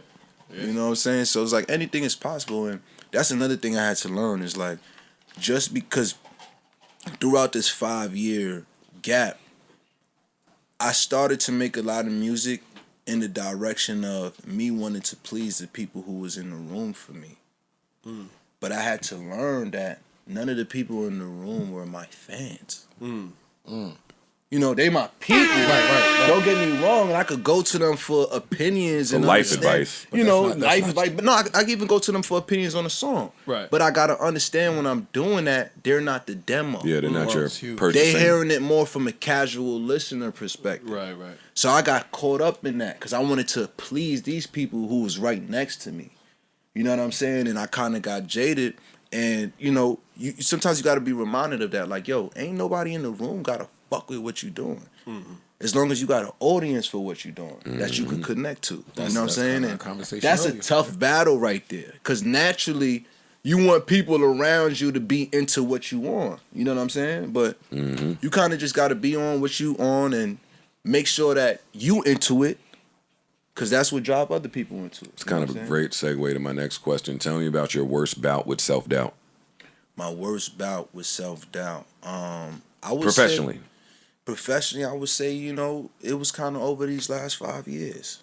You know what I'm saying? Like, one of the biggest reasons why it took me so long to put out the album, like, when you go such a long time without releasing it, and when you break that chain of consistency, that invites a lot of doubt. It invites a lot of pressure. You forget what the dialogue is between you and your consumer or you and your listener. You know what I'm saying? So it literally became about like, damn, if I can't get the stamp of approval from the people next to me, then my shit is weak. You know what I'm saying? And it's like, these people are not listening to the type of music I'm listening to on the regular. They listen to what they listen to. You know what I'm saying? And that might be whatever. It might be Little Maroon Uzi. 5. It might be Little Durk. Yeah. It might be Maroon 5. It might be Sade. Whatever it is. But I'm Joey Badass. But I'm Joey. Yeah. You know what I'm saying? And that's what I had to realize. It's like, yo, you got an identity. And like early in my career, that was a hard battle for me. I hated that people was just thinking that I was just a 90s boom bap revivalist. I hated that from the pits of my soul because That's what I thought for. I'm an artist. That's what I thought. I'm an artist in every sense of the word. Like I really got range. I could experiment. But what I had to learn is my brand identity is not aligned with, certain experiments or certain directions I might want to go with sonically. And then it's like, all right, boom. So we use the drug dealer analogy. Now let's use the restaurant analogy. You go to your favorite restaurant, they got the special dish. It's the fettuccine. They take the fettuccine off the motherfucking menu. You're like, what the fuck are we come here for? You know what I'm saying? Like, the tagliatelle is cool. The spaghetti is cool. But I want the fettuccine. I want the fettuccine. I've been coming here for the fettuccine. You know what I'm saying? So once you serve the fettuccine now, it's like, okay, everybody's satisfied. Now here's some compliments from the chef.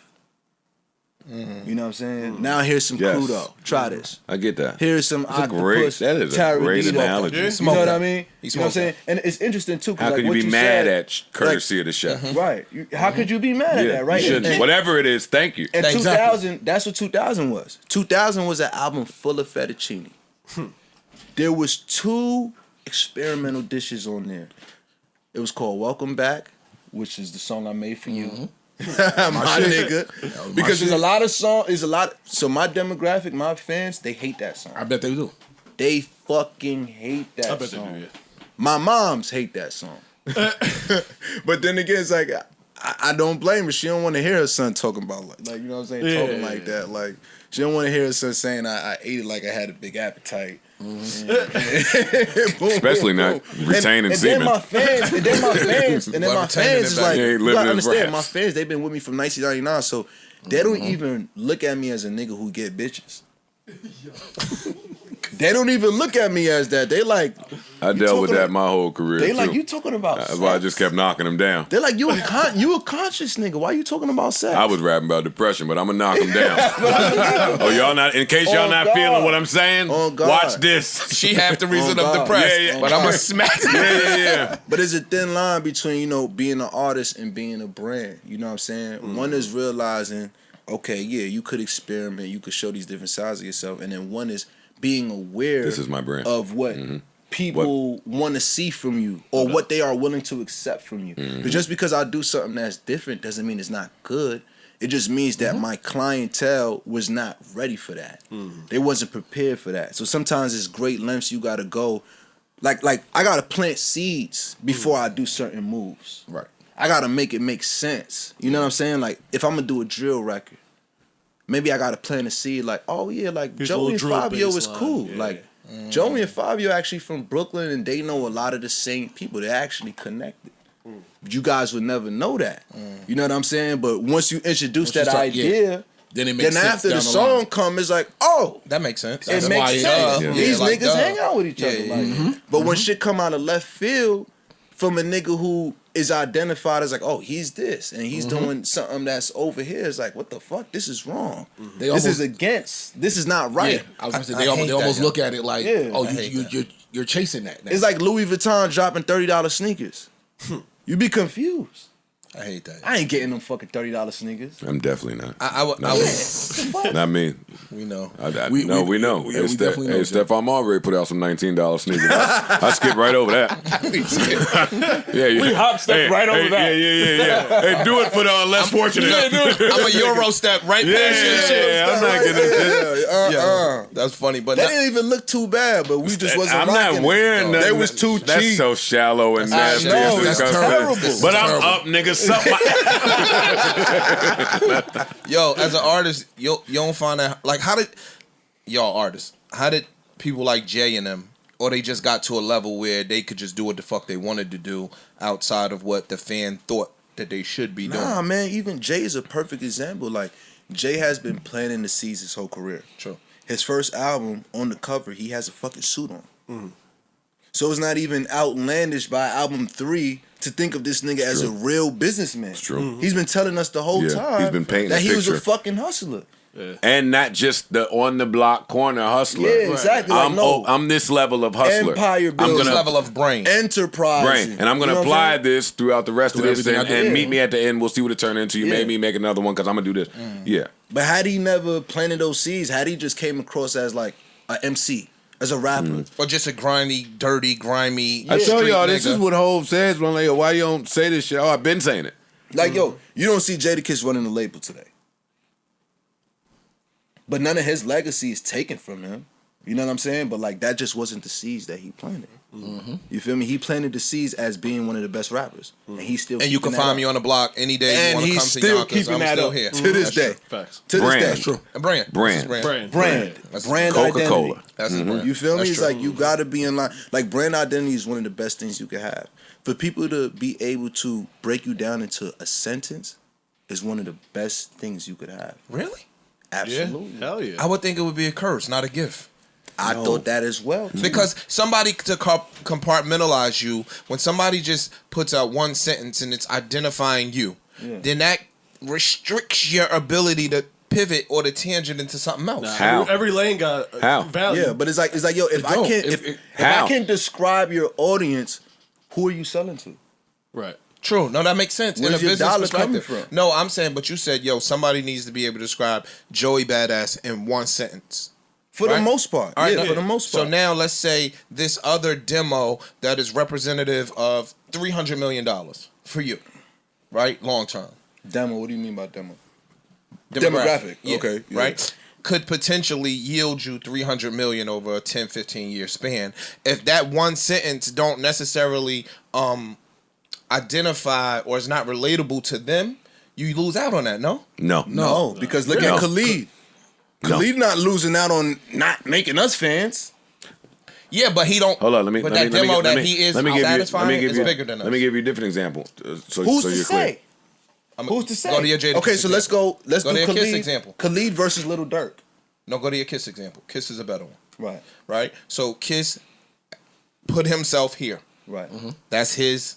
I'm standing on who I am. Now, potentially, he cannot, and I'm saying potentially, y'all more knowledgeable about this than I, but now he can't necessarily go over there and get those bags that are possible. Nah, but they can because they came I'm to gonna say him he for could that. though. Yeah. They Well, came to him. the thing is, those bags don't even exist for kids. Yeah, they're not meant for you. So he don't even They're not identify meant for you. as him missing out on those bags. They're not meant for you. And You know what I'm that's saying? Yeah. What I'm See, what my I'm- He's brain- in his own bag. What I'm- But my brain is, when I want them all. I want a from sample the of all. shiny suit R&B Yeah, but like shit that's the wants thing. some gutter shit. You could want Who it they all. going to? The top guy in that brand. Right. And everybody naturally wants it all. But you see, when you start doing that, you know, you fall for anything, you stand for nothing. My brand And for then that's where mad the years identity get lost. was built on hate. They don't know the people that's typing. They don't know where you from. They don't know who you are. They don't know how you feel about shit. All they looking at is This numbers nigga's- and metrics and engagement. This nigga stands some There shit. are 300 million people that type the name Joe Budden per week. That's the brand. They don't know me personally. But if they can say, remember I tell y'all, all you gotta do is evoke emotion. Get them to feel something. And that's the brand. Whether they love you or hate you, your brand is evoking something Stern. and there's value. Howard Stern. Exactly. Kodak Black. A million of them. There's a million of You them. just Like talked that. about me. Kodak Black. Me. Ice. Me. Prime example. On a Niggas different didn't know level. nothing about me, but hated But me. his brand was valuable off Hey, we don't fuck with what you're saying. Well, that means you know what I'm saying. Yeah. Same thing. Yo, act, we don't fuck with you. Oh, well, that's my empire. Yeah. I'll keep going until somebody fucks with me. Floyd. Joe Budden. Floyd. Floyd. Floyd is that's my bad. Floyd is a prime example. They sold fights every single fight. Well, he was also undefeated, though. But they always had him, right, being this braggadocious, loudmouth nigga eating chicken wings while he jogging, and then the screen flips, and you see, no shot, but you see the Hispanic guy chopping trees, family man, taking his mother to church, and we gonna paint that narrative, and y'all gonna buy tickets to my shit. Just to see him beat me. I'm gonna watch every 24/7. I hope he beat his ass. Yeah. Great example. Every fight beat a fight. Yeah, it's the Muhammad Ali model. Gotcha. Same shit. Great example. People paying for tickets just to see this nigga get destroyed. Yeah, it never happens. And then it don't. So the next one be the one. Listen, haters is as great of a customer as the motherfucking lovers of your shit. That's what I learned. If not Or better bigger. customers. Or bigger. Gotcha. Yeah. Well. Better, because niggas will hate you longer than people love you. Niggas hate you for like, want you to And say. to tune in to make sure you falling and you ain't falling. They be like, niggas are investing to your downfall. Yes. That's all they want to see. Oh, you up here smoking this shit right now. Hold up, man. Invest into your downfall. Yes, they will. No, it's nuts. It's on you to flip that. Dan, do I have any more tough questions for Joey? I think Joe is done with his rapid fire for Joey. This guy is a gangster and a gentleman. Yeah, 27. Smooth as can be. Renaissance man. To be 27. Actor, rapper. You know, when I had my Joey Badass line, and then it got back to me that you didn't like the line, what everybody said to me was, yo, dog, this is the nicest, sweetest guy that you'll ever meet in the world. What was the line again? It's only one Joey that's badass. And that was me. Hey, yes. No, but this guy, one of the most well-respected, I don't have enough good things to say about Joey Badass, and that's not because he is sitting next to me. This is in plenty of circles.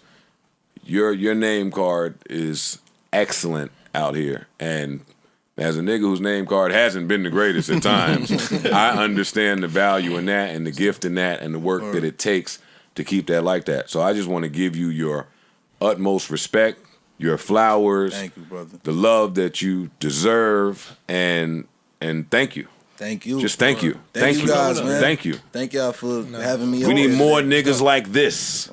We do.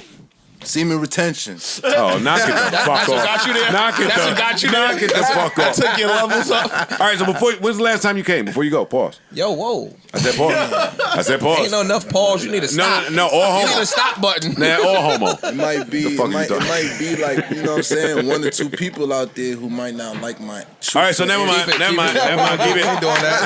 Keep it. Familiar with the discography of Ladies and gentlemen. I'm not sure the demographic out there, so I can't answer. The incredible Joey Badass album in your phone right now. Oh, TV star, rap star. Oh, I had a question before you left. Imagine your best year financially that you've had, and then tell me about your conversation with your accountant on tax time. Okay, so this might have been like 2 years ago, and I was like, pay that shit. For real? Pay that shit. Pay every fucking cent. I don't want to owe the IRS not a damn thing. This nigga's way more mature. Pay that shit. I wanted to kill my accountant. Tell the opposite what you said. this nigga was 25 then. Listen, me and my accountant have me and my accountant, we have a great relationship. You It's know not what I'm fair though. saying? You got Manili with you. That's not fair. That's a cheat code.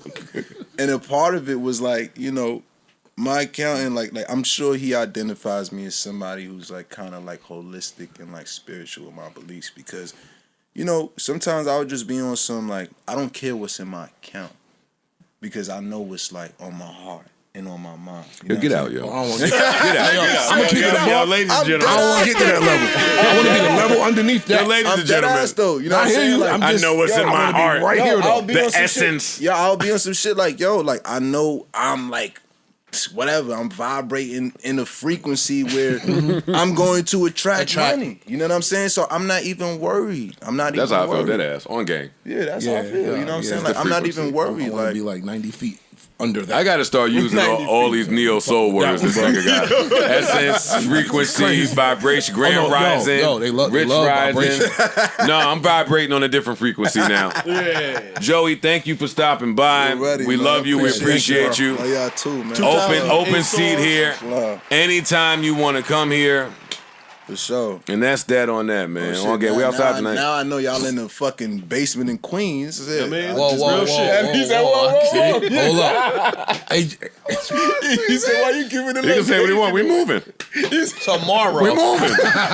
We out of here. As soon as I get back from Greece. Yo, listen, first of all, Queens is a big place. You know what I'm saying? is. That's true. And there's not enough space for y'all. Brooklyn versus Queens versus. Brooklyn versus Queens versus. There's not enough space for y'all and Unique in this motherfucker anyway. You know Rock. Hey, yo, Rock. Yeah, I'm had to get up out of here anyway. Last one, Brooklyn versus Queens versus. Brooklyn. Fuck it. Listen, what KRS said? What KRS said? What he said? Brooklyn get the what, bro? I don't remember what he Brooklyn said. keep on taking it, nigga. You know what Nah, he that wasn't said. Brooklyn that was taking Brooklyn it. keep on taking it, nigga. Yeah, Brooklyn keep on taking it. The bridge is over. Yeah. No. It was Brooklyn. it was. Brooklyn, what? You know, I know they that got all the line. fucking. Nigga, you think I forgot? You know Brooklyn had all the dirty robbers. You think I forgot, nigga? Brooklyn keep on taking it, nigga. We still taking it. That's it. That answer might change without Hov and Big, but fine, leave it. I'll leave it.